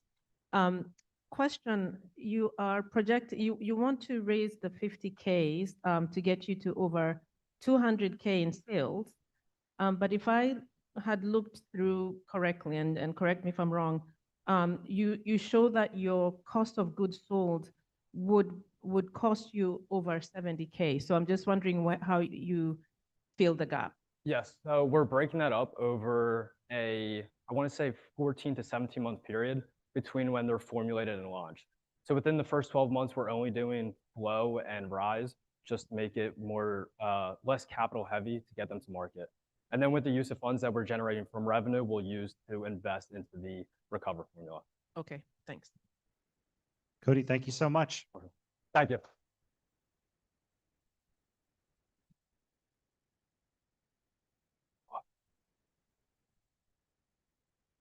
Judge is good. Okay, excellent. So I am now going to turn it over to Erez, who's going to tell us about Sourceville. Move one more down. Can you hear me okay? Okay.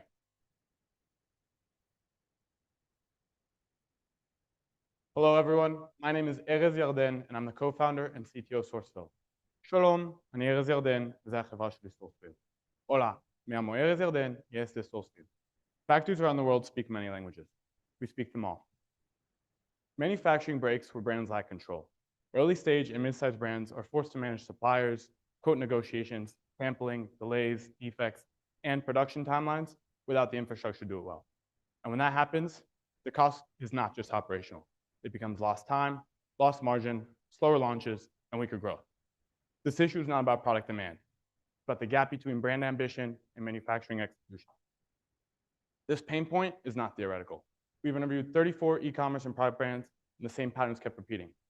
Slow timelines, unclear communication, limited visibility, and workflow issues. This is not a series of isolated complaints. It's a repeated industry gap. And that's exactly where Sourceful operates. When sourcing goes unmanaged, small problems become expensive problems. Delays, friction, and defects become wasted time and missed launches. Uncertainty becomes failure. And once execution starts to break, it goes beyond production and weakens the entire business. That's why control is the real value, and that's why we're here. Sourceful owns the execution layer.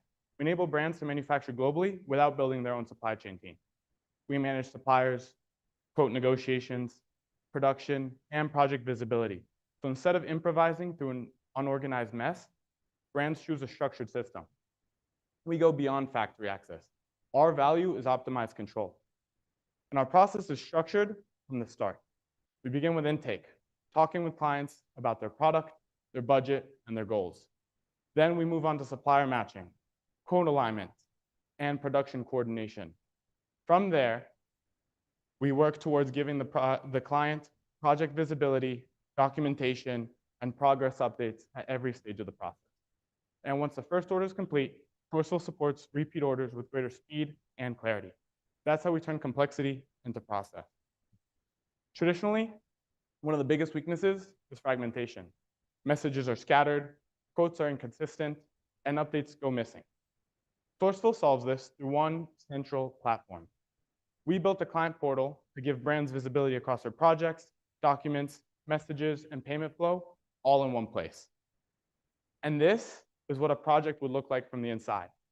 Clients get the opportunity to upload any documents, message us about any changes or requests, and even see real-time updates to their project timelines. So instead of searching for fragmented information, clients get the opportunity to work through a cleaner, more controlled environment. We figure that the competitive landscape is clear. Marketplaces connect, agents assist, and we operate. Marketplaces like Alibaba may connect you to a manufacturer, but they don't manage execution. Their users are burdened by a clear lack of understanding, by time zones, by language barriers, and by cultural differences. Traditional sourcing agents may assist you with introductions, but they lack infrastructure and consistency. Their users are trapped. They feel like tourists in a taxi. And our edge is that we prioritize you. Our opportunity exists because demand is growing while infrastructure isn't. The consumer goods economy is massive, and every single good needed to be manufactured.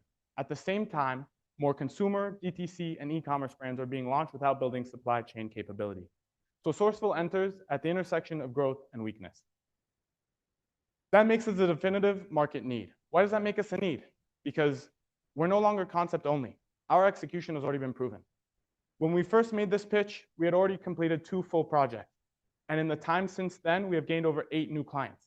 They range in a variety of different industries, from beverages to packaging to clothing and everything else in between. For our first client, we completed a project of over 1,600 units and generated over $40,000 in savings. The client was originally working with an Alibaba supplier, and they got quoted a price of $39.50 for their product per unit for production alone. Once we heard that, we reached out to our network of manufacturers to see how we could fix the situation. We worked towards a plan towards $15 per unit for the entire project, production, shipping, and delivery, without a reduction in clarity. That shows that Sourceful has real value. Once value is proven, it becomes repeatable. Our model is lean and our margin is strong. We work on a commission-based revenue structure. We take on 20% to our project cost. Seems simple enough, right? Why would clients pay us? That's because we reduce their inefficiencies and improve their communication and execution. Our forecast is structured around our commission structure and our growth plan in front of us. Year 1 focuses on early commercial business. Year 2 scales with more brands and more projects. And year 3 focuses on repeat orders. The key here is not to look just at our revenue growth. The key here is to understand that our model underneath remains light. Today's a competition for funding, so I want to tell you how we're going to use it. 30% of our funding will go to customer acquisition and business development. That means sales and marketing. 25% will go towards our platforms and our infrastructure and our systems. 15% will go to brand and credibility, 15 more to our legal infrastructure, 10 to our reserves, and the last 5 supports critical business needs. This is not a personal income. It's a system for success. And our team's built for this system. Dennis leads venture origination and commercial direction. I lead the tech side, the platform, the systems, and the infrastructure, the things that make us scale. Roberto leads capital planning and budgeting, and Zayan is on the ground in Shenzhen, giving us supplier access and manufacturing relationships. Our team is multilingual, cross-border, and built for success. I'll close with this. Sourceful does not sell factory access. We sell control. Lastly, there's a problem, there's a solution. Thank you.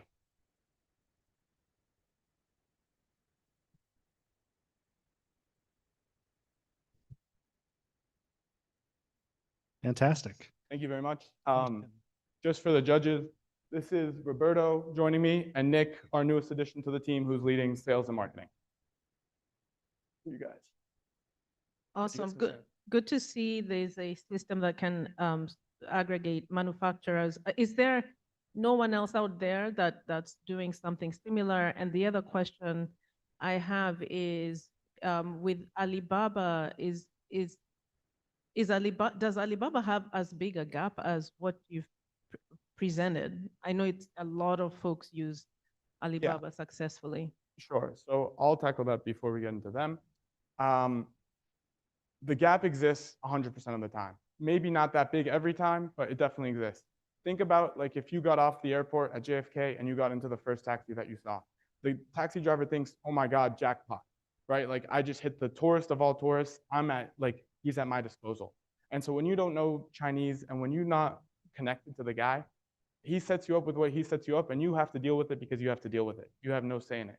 So because we have a team member in the ground or on the ground in Shenzhen, we get the ability to leverage our connection to these same manufacturers and different manufacturers as well to provide better quotes and also take care of all the project management for it. So updates on sampling, shipping, whenever anything like that happens. Okay. And so this system is mainly connecting manufacturers to innovators to manufacturers in China or? Essentially for now. Okay. Our growth model for the foreseeable future beyond the scope of the first couple of years is to eventually scale beyond just China and grow into Vietnam and Thailand, which are also huge manufacturer powerhouses, and then also into Latin America like Bolivia and Ecuador and places like that. Okay, fantastic. I love the international trade element here. Language barrier is not so much of an issue at this point, considering the Gen AI and so forth. So I don't really see that as a moat per se. My question is more related to the part that you said you're going to be actually interviewing clients and kind of getting on the ground information, that intel, right? And I think that's terrific, but for scaling purposes, how would that work out if you're getting 5, 10, 20, maybe 100 clients on the road? It's going to be labor intensive, wouldn't it? Yeah, so right now we're actively building out a sales team. We have appointment setters, we have closers that will reach out to possible prospects through different social media platforms like Facebook, Instagram. We even looked for people on Reddit in their threads and Facebook groups. We post testimonials, reviews, and when we get engagement, we reach out to these people. We're talking to them one-on-one, and then we're setting up appointments, and then we're closing them on the sales calls. But that team's just getting built out over time. As we receive bottlenecks with more and more people, the team will just grow naturally. I want to add on to that answer. I don't need the mic. As I said before, that we have varying different industries and we're not niched up into a specific target client. The idea is that instead of niching ourselves up into only going and pursuing clothing brands or only going and pursuing packaging or whatever it may be, The idea is to build teams for that instead. So the team specifically can niche up and the company can still be available and usable for anybody that makes any conceivable good. Yeah, to just tackle. Words.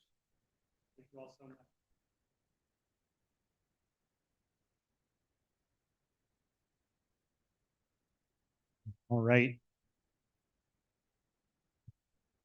Last but not least, our final undergraduate track finalist is Jamal from the College of Engineering. Thank you. Hi, everyone. My name is Jamal. As you said, I'm in the College of Engineering, and I bring to you Zippa. So this is Zippa, right? It's pronounced Zippa. And what I want you guys to focus on is this number right here, this 1,000 plus, right? These are our ready customers in this unserved market of 150 million people. And in this first year, I believe that we're going to take in about 1.3 million in revenue. Right, so I bring you to Philadelphia. I'm pretty sure everyone has seen this map before, but have they met, I have different names, like we saw Ophelia, like Ophelia. Have they met Ophelia? Ophelia is one of many retail store owners who's currently paying higher than retail or slightly sub retail for her produce. She has to hop into her car and drive over to Produce Junction or Restaurants Depot in order to stock herself up. And sometimes she might not have a way to even store that, but she still brings it in, right? And finally, she called Cisco, she's called somebody, but the minimums are just too high. Or they're asking her, what's your credit like or something. And this woman who's been in business for 10 years, serving her community, is locked out, right? And I bring you to this map. And like I said, I'm pretty sure a lot of you have seen this map before, or if you haven't. It's the food desert map of Philadelphia. What I created here is slightly different than the technical one, but it's the food access score based off of delivery density. And what it will show us is the most critical places and the not so critical places. And in these critical places, there are about 519,000 people, or 33% of Philadelphia's population that is in one of these places. And for all of us, if you live in Philly proper, 66% of your food access points are corner stores, right? And in those corner stores, only 20% of them carry produce, right? So she's a lone wolf out here, or a lone soldier against the war on hunger, right? Like that's who she is, that's who Ophelia is, and that's what she's doing for us every single day. And you've asked yourself, okay, well, that's a pretty big problem. Why should you, Jamal? Why should you be the one to solve this problem, right? Why should you be the one to help at the very least? And I'll say, for about 10 years of my life, a little bit more than 10 years, I spent time in the US Army and Amazon and GoPuff doing just this, right? And combat, I learned how to go from point A to point B, from point A to point B, B to A to B, B to A to B, over and over and over again. And then I transitioned that to Amazon, right? At Amazon, I was, sorry, I'm like real happy with this red, I'm gonna turn it off. But at Amazon, I had the pleasure of learning from one of the most complicated systems for logistics there is, right? I had the opportunity to serve New York City during the pandemic when you couldn't get groceries at all in New York City. It was just a lockdown. And I created a process that allowed us to increase productivity and also serve New Jersey, New York City, and at large. And I was lucky enough then to be asked to launch a delivery, asked to launch my own building. And while I was launching my own building, I was also part of a Tiger team, which is like my favorite team I could possibly say was a part of. So a Tiger team, rawr, right? On this Tiger team, I was the cost person in this Tiger team because I like cost. I like to get down in the numbers, in the weeds, and figure out where the cents are going so we can bring back their productivity. Then I was headhunted by GoPuff.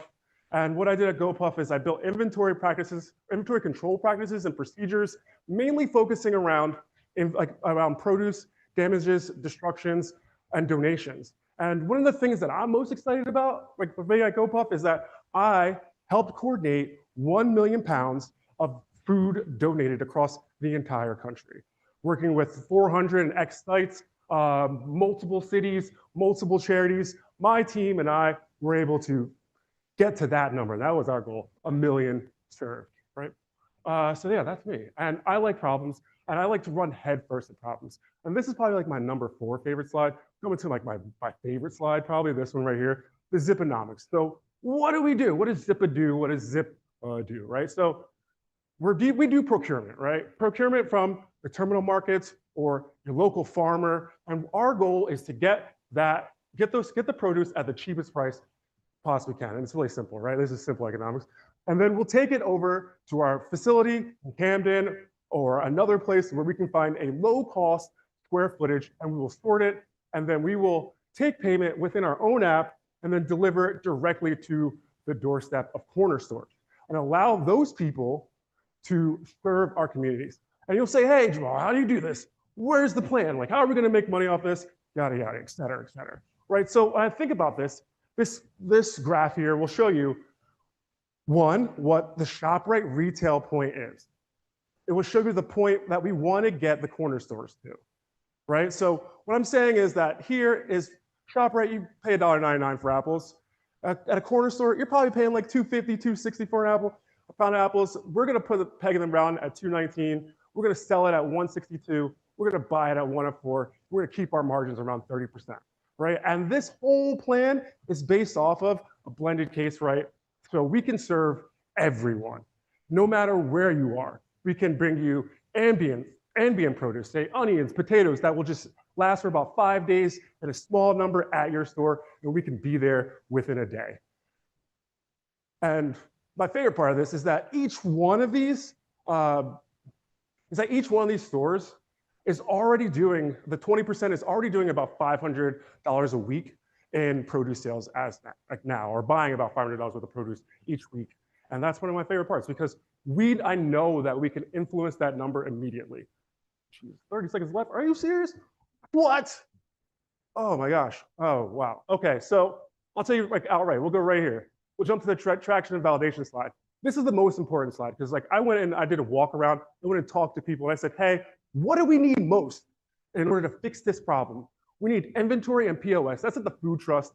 That's what the Healthy Corners. The Food Trust is the Healthy Corners store initiative, and they have already signed up 600 warm leads. And then I went and talked to the Dominican Grocers Association. And I said, hey guys, what do you guys need? And they said, hey, we have a truck, we have warehouse, and we need tech. And then I went and went out and went to the field, and I said, hey, what do you guys need? And they say, we're spending about $1,000 a week, but we would totally try Zipa if it saves us money, but we are only a paper-only inventory system, and the big guys don't like that. They want their stuff to come to EDI. Like they don't like paper-only. They don't want a check. They don't want anything. Thank you. Thank you, Jamal. Jesus, it's fast. Thank you all, though. Thank you. Time for some questions from our judges. Thank you for the presentation. In terms of product portfolio, I'm just wondering how broad can you be? Because I mean, each facility of that, would you have like potatoes, onions, or what else would you be able to actually store and distribute? Each of those products, do they have like a specific logistic chain that has to be implemented in place? Yes. So the question is how do you plan to store and then drop these things off and hold inventory? My question. Also, how broad can you be, right?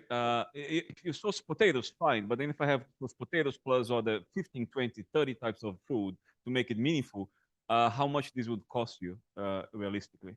Okay, so cost it would come out somewhere around here, right? In our warehouse, costs. We asked for about $250K. It's gonna be our warehouse cost, and that would kind of go to cold storage essentially, right? So the way that I would build out this warehouse is that we would focus on having small cold storage, right? And that allows us to hold about 6 to 10 pallets in a small cold storage scenario. And then we would be able to hold your things like your strawberries and your lettuces and the things that typically that need some type of climate control, right? So we're able to have a wide variety, but really the corner stores and the grocery stores, they don't have a spectacular variety of foods, right? Like they have a pretty much set of foods that I've already stored once before, right? So if I need, yeah, if like climate controlled wise, I've already stored lettuce and I've already stored potatoes and I've stored all these things. And I've found that you really just need a small climate controlled area, and then you can do produce in like you keep your ambient area with your produce, like the onions or potatoes, and hopefully that answers your question. Time for one more quick one. One more. I love the social impact element on here. My concern is the profit margins, and I agree with the having the scale and the breadth of the products that you may need to bring into the different food deserts. I had no idea there was that much food desert in these areas. Oh yeah. I'm from New York City, where there's bodegas everywhere. Yeah. Right. So I guess my question is, how would you raise funds to scale this? Because I saw the end of your go-to-market, and so you have tons of stores that you're getting into, 400, 3 markets. Yeah. So walk me through how you anticipate to access the resources you're going to need to scale to that. Okay, so I'm going to hop back here real fast. So I build plans that break even very quickly, right? And I build plans that generate revenue very quickly. And I can say this because I've done this a couple of times, right? Like with Amazon, we have very tight windows in order which you can be profitable. And I've always made it early because I believe in strong planning, right? So from launch, immediately we're going to run into the neighborhoods, right? We're going to build out our app for the most part that allows us to go into any language speaking grocery store and say, hey, we would like to sell you produce at a cheaper rate and we'll deliver it to you, right? And so that's step one. And next we'll blitz and we'll run through every single neighborhood that we possibly can. The way I have it planned out is about, well, we should hit between like 900 within our 90 days. And then once we have set and profitable, right? That's when I really believe that we can start penetrating deeply, right? Because Zippa is much more than just a distribution network. It's an inventory system. It allows us to be directly into that store. And one of the things that like I didn't truly build into the slide is that once we're in the store and once we're in their computer systems, it's a very easy jump for us to move into their POS systems, right? And that POS system is where we make the money. Sorry. Great. Jamal, thank you so much. Thank you. All right, one more round of applause for all of our undergraduate track finalists. I'm going to ask, the judges to pass their score sheets back. I'm going to ask everyone to just remain seated for just a second because I am going to invite our judges to head back to the conference room so that we can begin our deliberations. But do not worry, you all are in for a special treat. I am going to turn it over now to Professor Alan Kersner, who is the Managing Director of the Innovation and Entrepreneurship Institute, to talk to you a little bit about the rest of the next portion of the evening, I should say. So Alan, take it away. Thank you. And just before he disappears, I want to give Neil an outstanding round of applause because he basically pulled all this together. And he even moves chairs. Okay. So I appreciate everyone being here. And I'm going to start by asking Janal to come up. So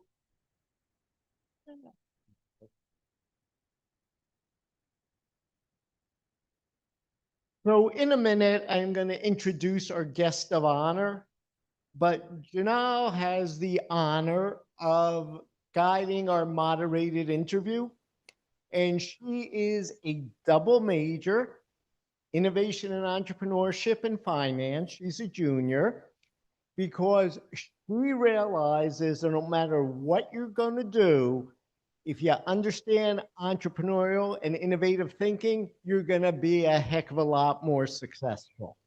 So, and by the way, Janal's looking for an investment banking internship, just for those of you who are out there. So you could take a seat up there. She might. I'll give this to her. Okay. All right. So on a night like tonight, where we celebrate bold ideas and emerging founders, it's also very important to recognize something just as meaningful. The people who make entrepreneurship possible for others. The Self-Made and Making Others Award honors a very specific kind of leader. Someone who not only builds their own path, but reaches back to lift up others. Someone who strengthens communities, opens doors, and really creates lasting impact here at Temple University and in the Philadelphia region. And over the years, this award has recognized an extraordinary group of individuals, from Pamela Rainey Lawler, who by founding Philabundance transformed food access across the region, to Christopher Wink, who really helped build Philadelphia's tech and startup storytelling community, and to other leaders like Ellen Weber, Roseanne Rosenthal, Ajay Raju, who have really shaped investments, innovation, and civic life across the region. And this year's recipient carries that legacy forward in a very powerful way. She's a connector, a community builder, a champion for inclusive innovation, and someone whose work has helped expand access, foster collaboration, and strengthen the entrepreneurial ecosystem throughout Philadelphia. And I and others at Temple have had the privilege of working with her the last 2 years and the third year, starting now, to host at Temple the regional finals for the Startup World Cup, which features regional competitions, I believe in about 125 international locations, and ultimately results in a business winning $1 million cash. So keep your eyes out. We'll be starting to promote submissions for that in the near future. But enough with that. So I'd like to introduce this year's recipient of the Self-Made and Making Others Award, the Director of Strategic Technology Initiatives at Philadelphia's Commerce Department, and a Temple alum, Tempest Carter.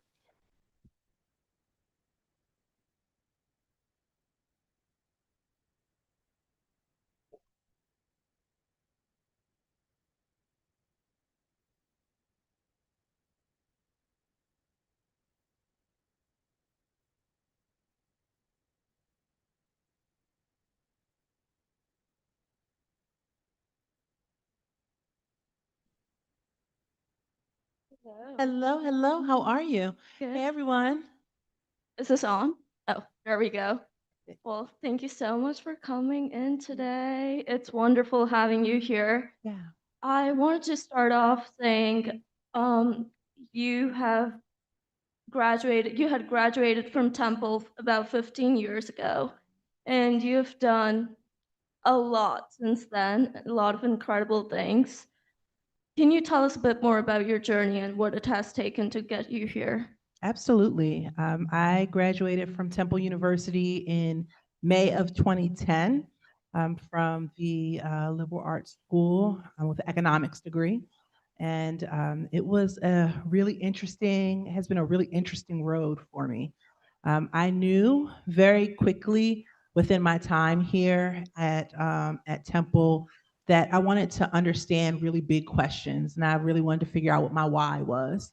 And for me, my why was, why does poverty exist? I'm from North Philly, and going to school in the middle of the neighborhood that I grew up in and being surrounded by poverty, both at home and at school, really let me figure out why and what systems were helping to orchestrate poverty and how could it be destroyed.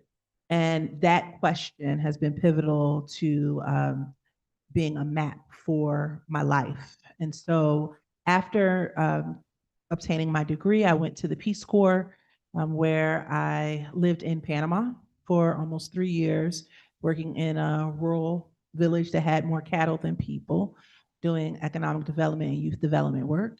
And then I went into community economic development work, working with nonprofits, working on the street with shopkeepers and entrepreneurs. And it was incredible. I worked in neighborhoods in North Philly, Feltonville, right near Albany, that had no chance of gentrifying. I worked in West Philly on 52nd Street, which was in the midst of massive gentrification. I worked in 60th on 60th Street and within the Cobbs Creek community, working to build inclusive economic systems for not only the business community but the community at large. And post pandemic, I said, man, I'm getting a bit stretched doing everything but economic development or in addition to economic development. I said, let's zero in. And I joined the Commerce Department.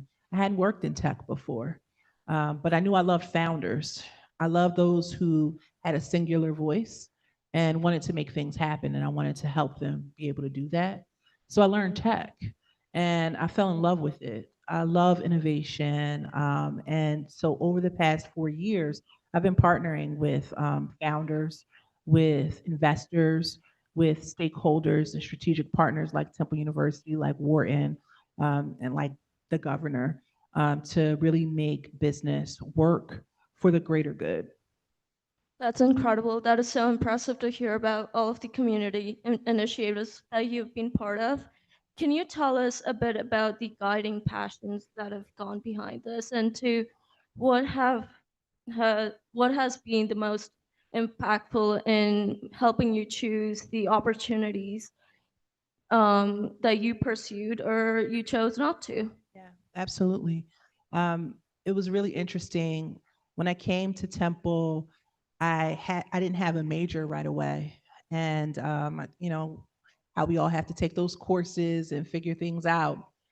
And I fell in love with like macroeconomics. And what really helped me understand macro and micro, that all those little points on the graph were not just figures and dollars and cents, but those were lives, those were people. And those were behaviors that these people and choices that these people were making. I found that to be really exciting and really interesting.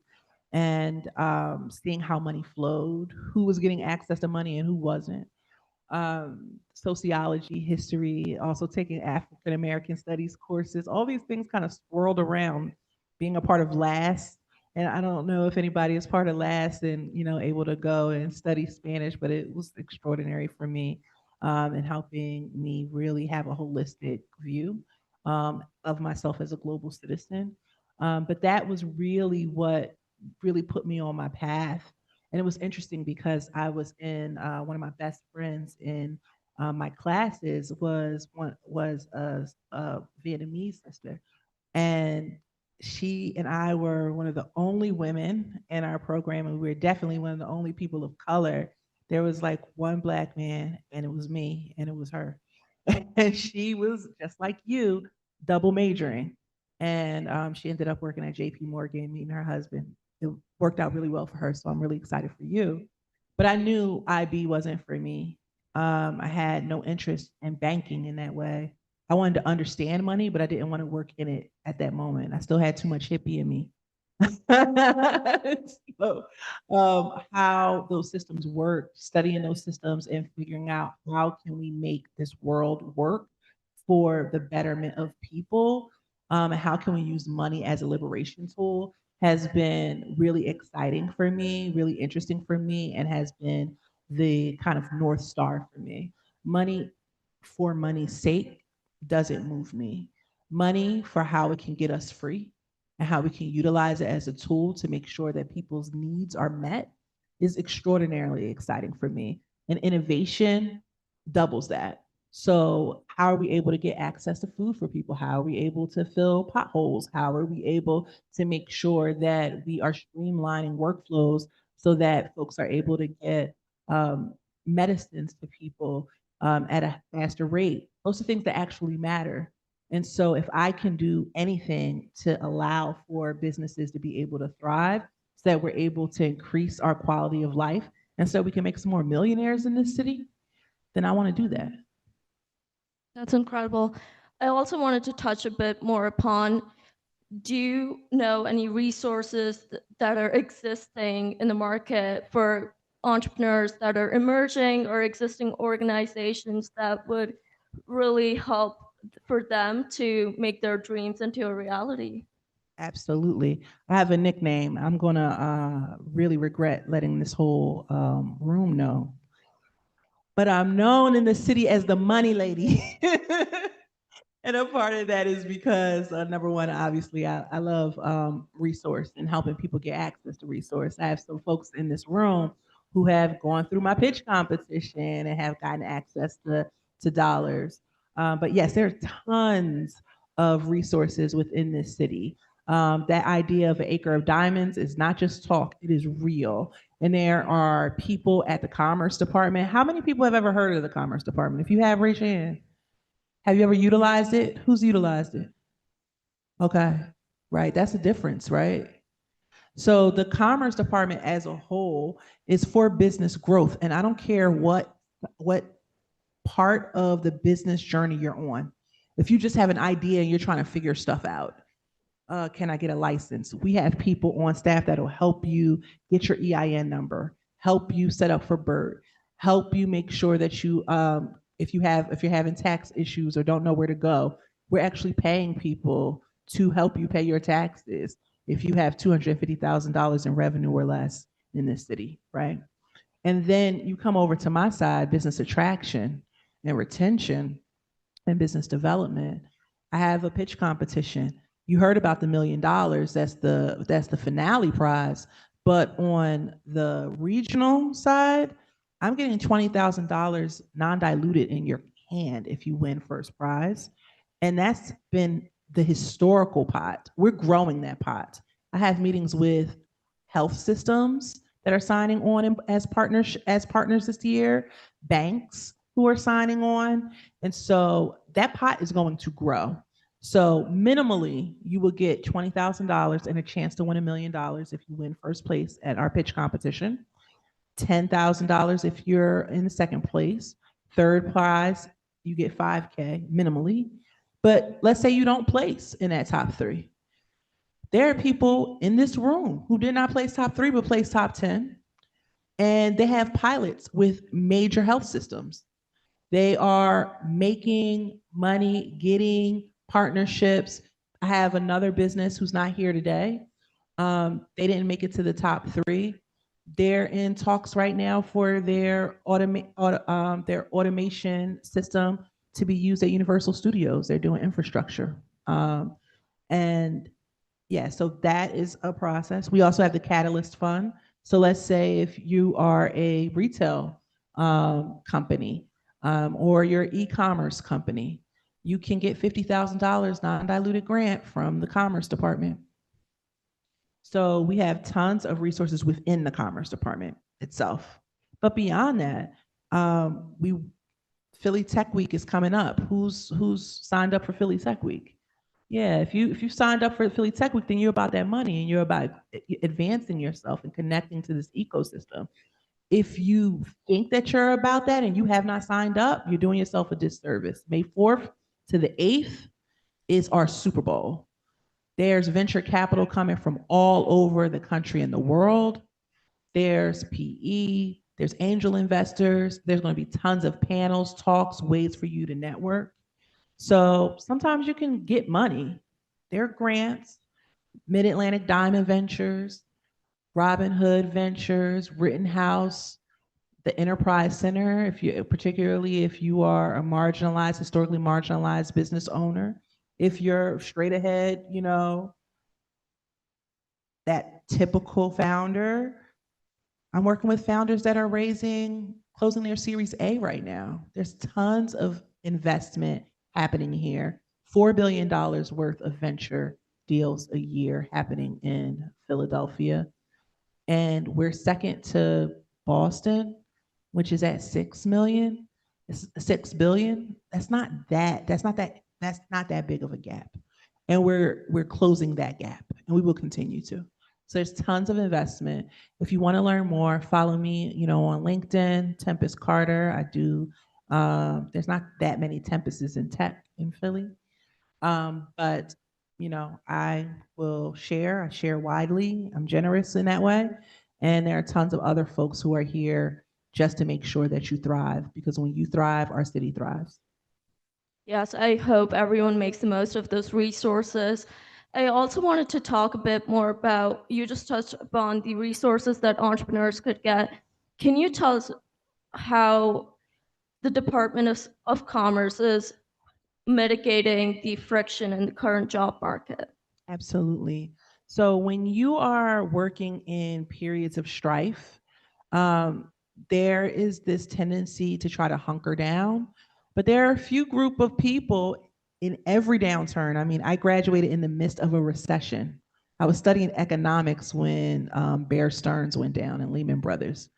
That was really funny. It wasn't funny, it was horrible. But my professor, his son worked at Lehman Brothers, and I got to see him radicalized in the midst of a semester, right? This isn't the first recession, and we are in a recession.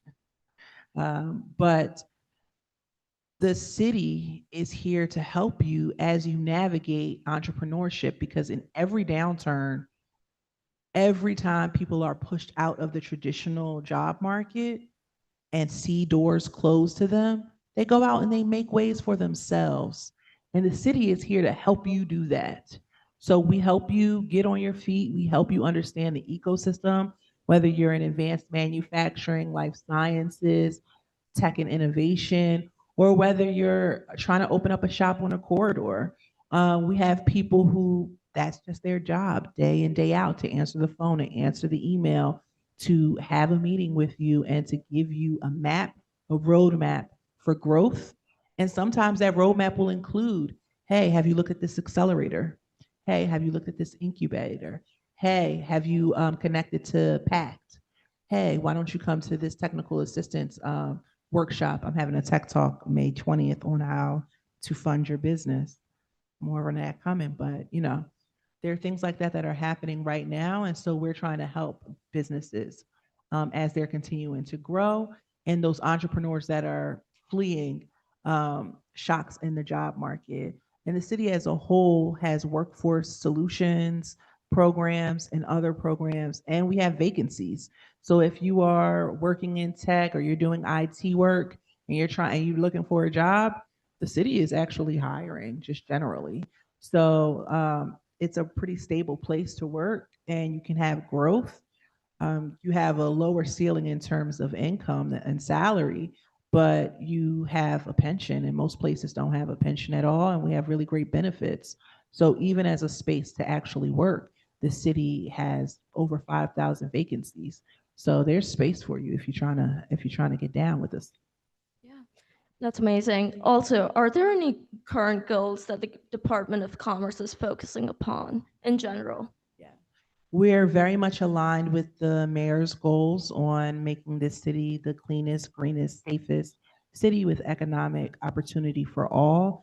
We lean more heavily on the economic opportunity for all, but we also fund nonprofits that fund cleaners on the street. We're doing a bunch of stuff.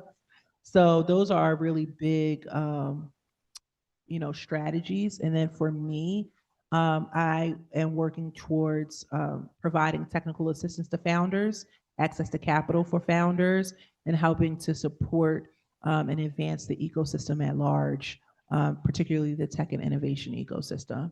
So we're very much aligned with the city, with the mayor's priorities, but we have our own flavor to it as well. Yeah. And as the Director of Strategic Technology Initiatives, what does technology mean to you, and how's the department working on, or what are the current goals in terms of expanding in the tech sector? Absolutely. So for me, technology changes based on the time that you're in, right? kerosene lamp was cutting edge technology at one point. A buggy instead of just a goat or just riding a horse was a technology. But as we are in this century, utilizing technology as a tool for advancement is really how I view technology and innovation. And as it relates to, advancing our aims, I work on a lot of different working groups. So I work with Philly Builds AI. I work with the Philadelphia AI Network.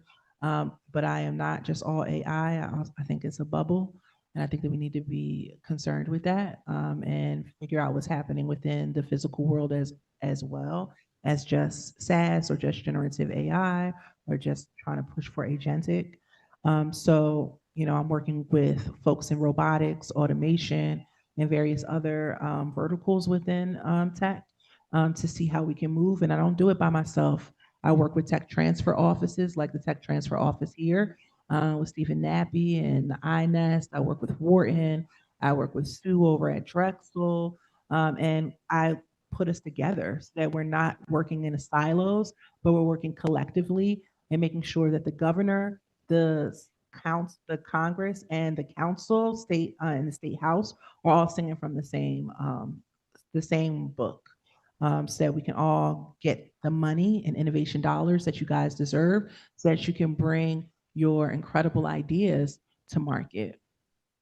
Yeah, to touch more upon AI, Temple, like many other universities, is implementing AI and integrating other emerging technologies. How important do you think, especially for current students or those who are graduating at the moment, how important is being so upkeep with AI in terms of landing a good position? And if not, how much of AI should you be hands-on with? And yeah, just how significant it is. It's hugely significant. I have green tech companies and physical innovation companies that are seeing a downturn in terms of their investment because everybody's going all in with generative AI. I also have AI companies that I work with, Fish Tech in particular. They're closing a Series A round. They're raising 20 million, and they're about to close on that. They do AI GovTech work. They were looking for AI engineers and they felt like they could not find it here in Philly in terms of senior AI engineers, to the point where the founder was teaching so that she could poach people to hire. And those roles are for like $200,000 and $250,000 a year. So those roles, a few of those roles, the most senior of those roles went to people in New York, in the Bay Area, and not in Philly. So is AI and having an understanding of AI and how to engineer it and not just be a consumer of it, that's my thing. I'm not as interested in everyone having a new wrapper for ChatGPT or Claude, but how are you able to actually engineer said product? And I feel like it's a balancing act. Those that don't understand AI and can't use AI and don't want to use AI are being left behind in certain verticals. Those that give up all of their thinking and their operations to AI are also going to get left behind because they're going to have brain atrophy. So if you don't know how to write, if you don't know how to comprehend and synergize information, be able to create compelling storytelling without it being automated for you, you're lost and you will not win, because there's going to be a bunch of other people that put the same prompt in as you, saying the same talking point with the same pitch deck. When everything looks perfect, everyone glasses over, their eyes glass over, and they don't pay attention. So the balancing act is understanding the technology, utilizing the technology, but not being used by the technology. And it's very easy, and I'm seeing this happen, and it's quite sad to see people offload all of their cognitive abilities into something else.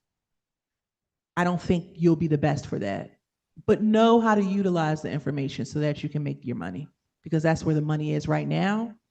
But those who are able to think, when this bubble bursts, they're going to be able to move on and create and iterate the next thing.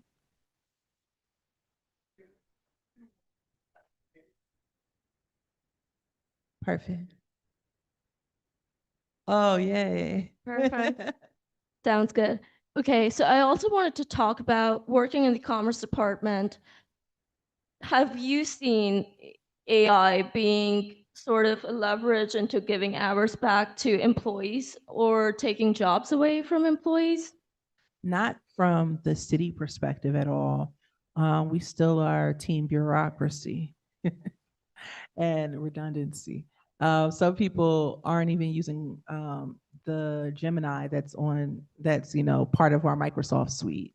So people are still kind of feeling their way about how much they should use. But the city work isn't what I'm concerned about in that particular way, even though we have people that are doing GovTech work.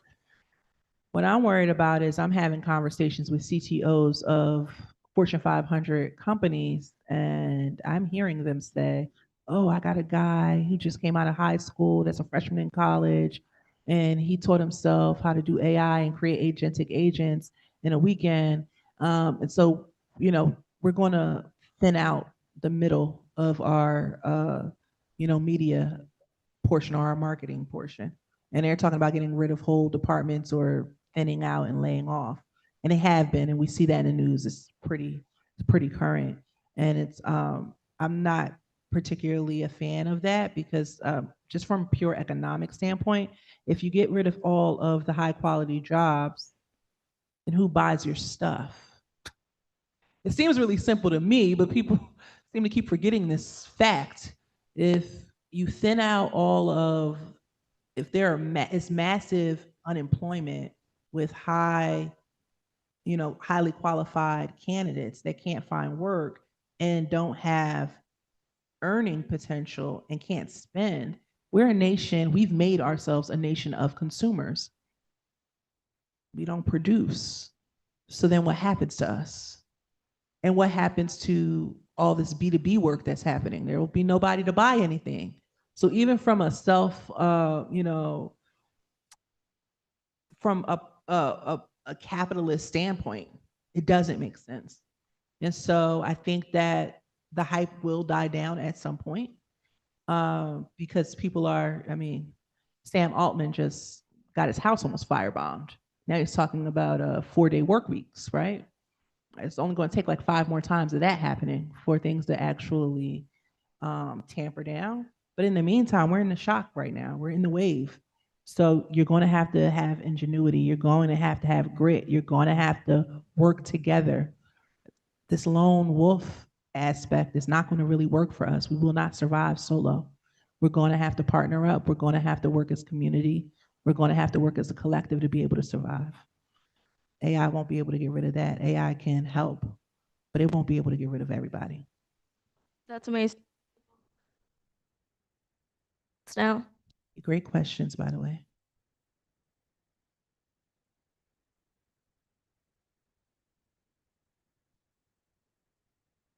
Hey, let's see. Hi, my name's Allison. Hello, I'm neighbor. I know. I'm so happy I've been sitting with you.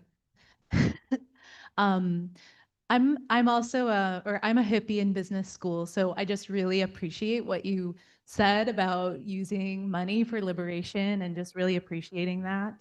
I just wondered if you could share something from your work in the commerce department, something happening in Philly right now that's just giving you some hope. It's hard times, so I would just love to hear your perspective there. Oh, absolutely. I have so many hopeful stories. So last year, our Startup World Cup winner, the second place winner, Vaso Watch, was pushing forward a wearable to stop maternal deaths via hemorrhaging. And she's been pretty successful with getting multiple pilots with health systems around the country. And Charles, with my monitor, like it's been He's been really successful with getting pilots and getting awards as an entrepreneur. And he's has a technology that will work with melanated skin to be able to diagnose skin cancers. When you look at Silicon Valley, they're making tech around like how to date or how to spy on you for techno feudalism. When you come and look at Philly, you see tech for how to cure your cancer and how to stop Black mothers and birthing people from dying. And that's really, really wonderful to me. And then Fish Tech, who, like I said, is closing Series A and raising $20 million, Asian, woman-owned, queer. She's an AI company working with governments and municipalities around the world. But her AI system has been utilized to clear out the backlog for the Innocence Project, making sure that people who primarily look like me, who are imprisoned unjustly, are able to see justice and to be able to get their cases overturned, which has happened multiple times. And AI is being utilized for that. That's extraordinary to me, and that's deeply hopeful. And so I think we're in a space now that's full of hope and full of positive change. Philly is the home for ethical tech. Philly is the home for tech that makes a difference, a positive difference in this world. And it's a really exciting time to be doing any sort of business within the city. Mm-hmm.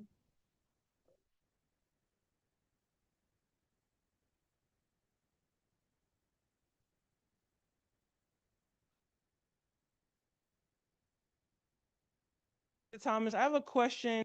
What are entrepreneurs and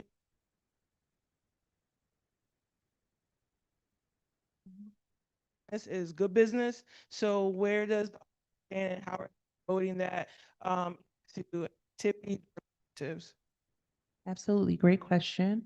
There are tons of ways. So with the FIFA coming in and the World Cup, there's a Black-owned tech company called Synergy that's created a technology that is able to be a procurement vendor platform for FIFA, and it is launched. And so businesses can, from the city of Philadelphia, can interact with that and pitch their businesses so that they can do vending in various ways for FIFA and the World Cup and take advantage of that. Synergy, yes, Synergy. And you can find more information about that on LinkedIn as well, and on the FIFA procurement website. Also, something like that is happening for the PGA Tour. But when you talk about community, I think about corridors and streets. We have a cereal program, Creole, which is a low to moderate income program that helps businesses buy the buildings that they're in for a very low interest, so that we can help businesses that are typically pushed out due to gentrification actually own their businesses. And also there's a succession planning workshop that just ended for those legacy businesses that are going out of business or are in danger of going out of business because they don't know who to pass their business on to. And that's been helping businesses like ACAF on 52nd Street. So I'm really excited about programs like that. And of course, Catalyst Fund, which gives up to $50,000 undiluted money. It's a grant. And that is primarily used on the street. I think I've only seen 3 kind of like companies that could be venture backed get any of that money. Most of that money is going to hair salons, pizza shops, halal butchers, pottery studios, and music studios. So those mom and pop shops on the street for the people. You're welcome. And you can learn more on the Commerce site. Thank you so much. Hopefully it was helpful. Thank you.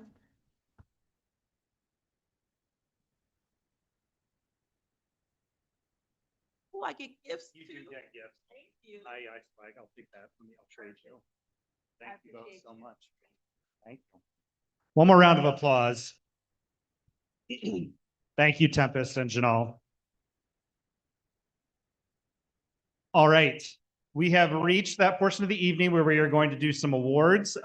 So if all the finalists wouldn't mind coming back to the Creativity Lab, just so that we're all coming from the same place, when everybody's going to get some award. So if you can come up and receive your certificate, and we will get a picture to make sure that we commemorate this. But we are going to start off, well, I should say one more time, round of applause for all of our finalists, upper track and undergraduate track. We are going to start with our partners in the Institute for Business and Information Technology. This is the Digital Innovation Award. Again, they are fantastic partners, helping ideas, companies get to the next step, the next stage. We love working with them. We love that they're a wonderful sponsor. Manoj is here from the back. He can wave his hand. Hi, Manoj. Glad you're here. And I'm now going to turn it over. Yes. So our Digital Innovation Award recipient goes to Phil.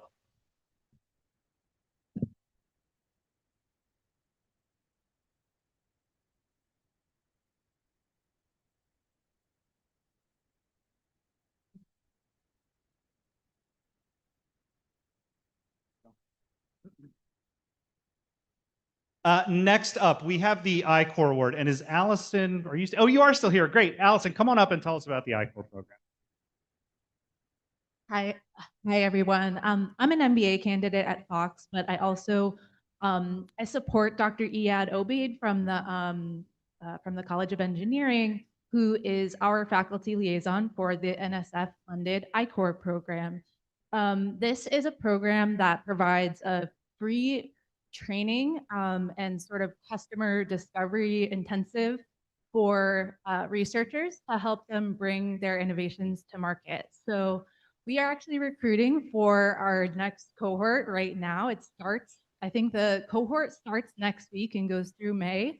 Applications are due this Friday. So if you are interested in participating, please do find me after the program. But really pleased to be here and be part of this super event. And I am part of giving an award out, I guess. You are, and this is actually going to, this award was open to all of our participants, not just our finalists, and we are pleased that a representative is here. But MyMonitor.ai is the recipient of the I-Corps Award. Charles, come on up.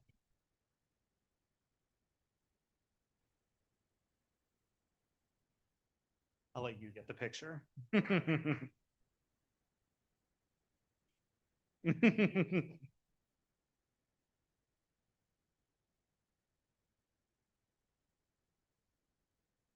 Great, thank you.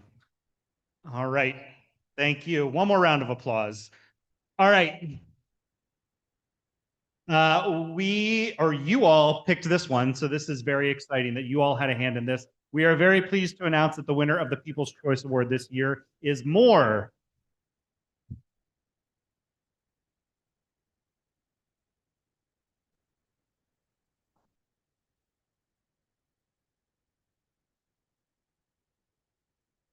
All right, and so now we are going to move to our fourth place in the undergraduate track, and that goes to Zippa.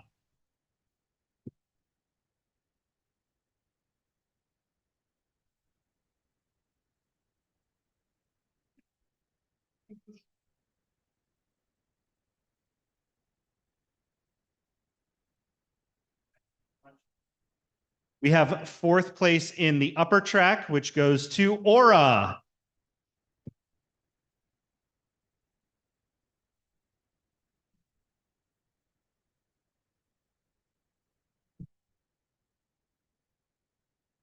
All right, moving right along into third place in the undergraduate track, and that goes to LER Delta Guard.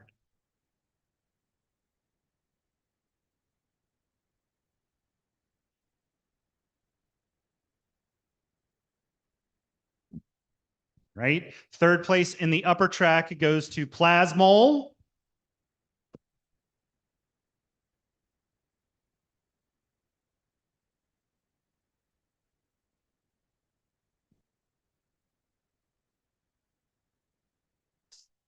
Second place in the undergraduate track, next one, sorry, is Moore. Come on back up.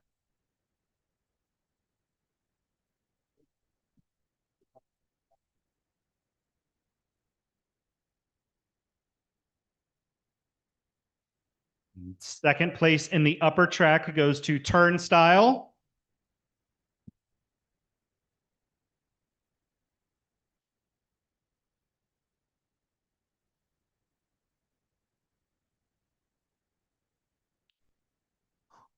All right, first place in the undergraduate track goes to Sourceville.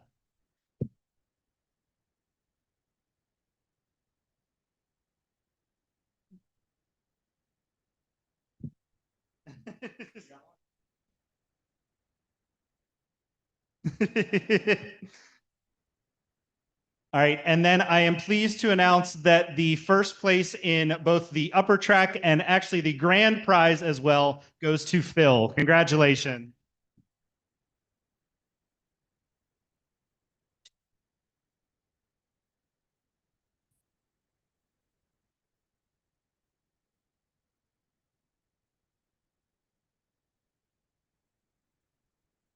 All right, one more round of applause for all of our finalists.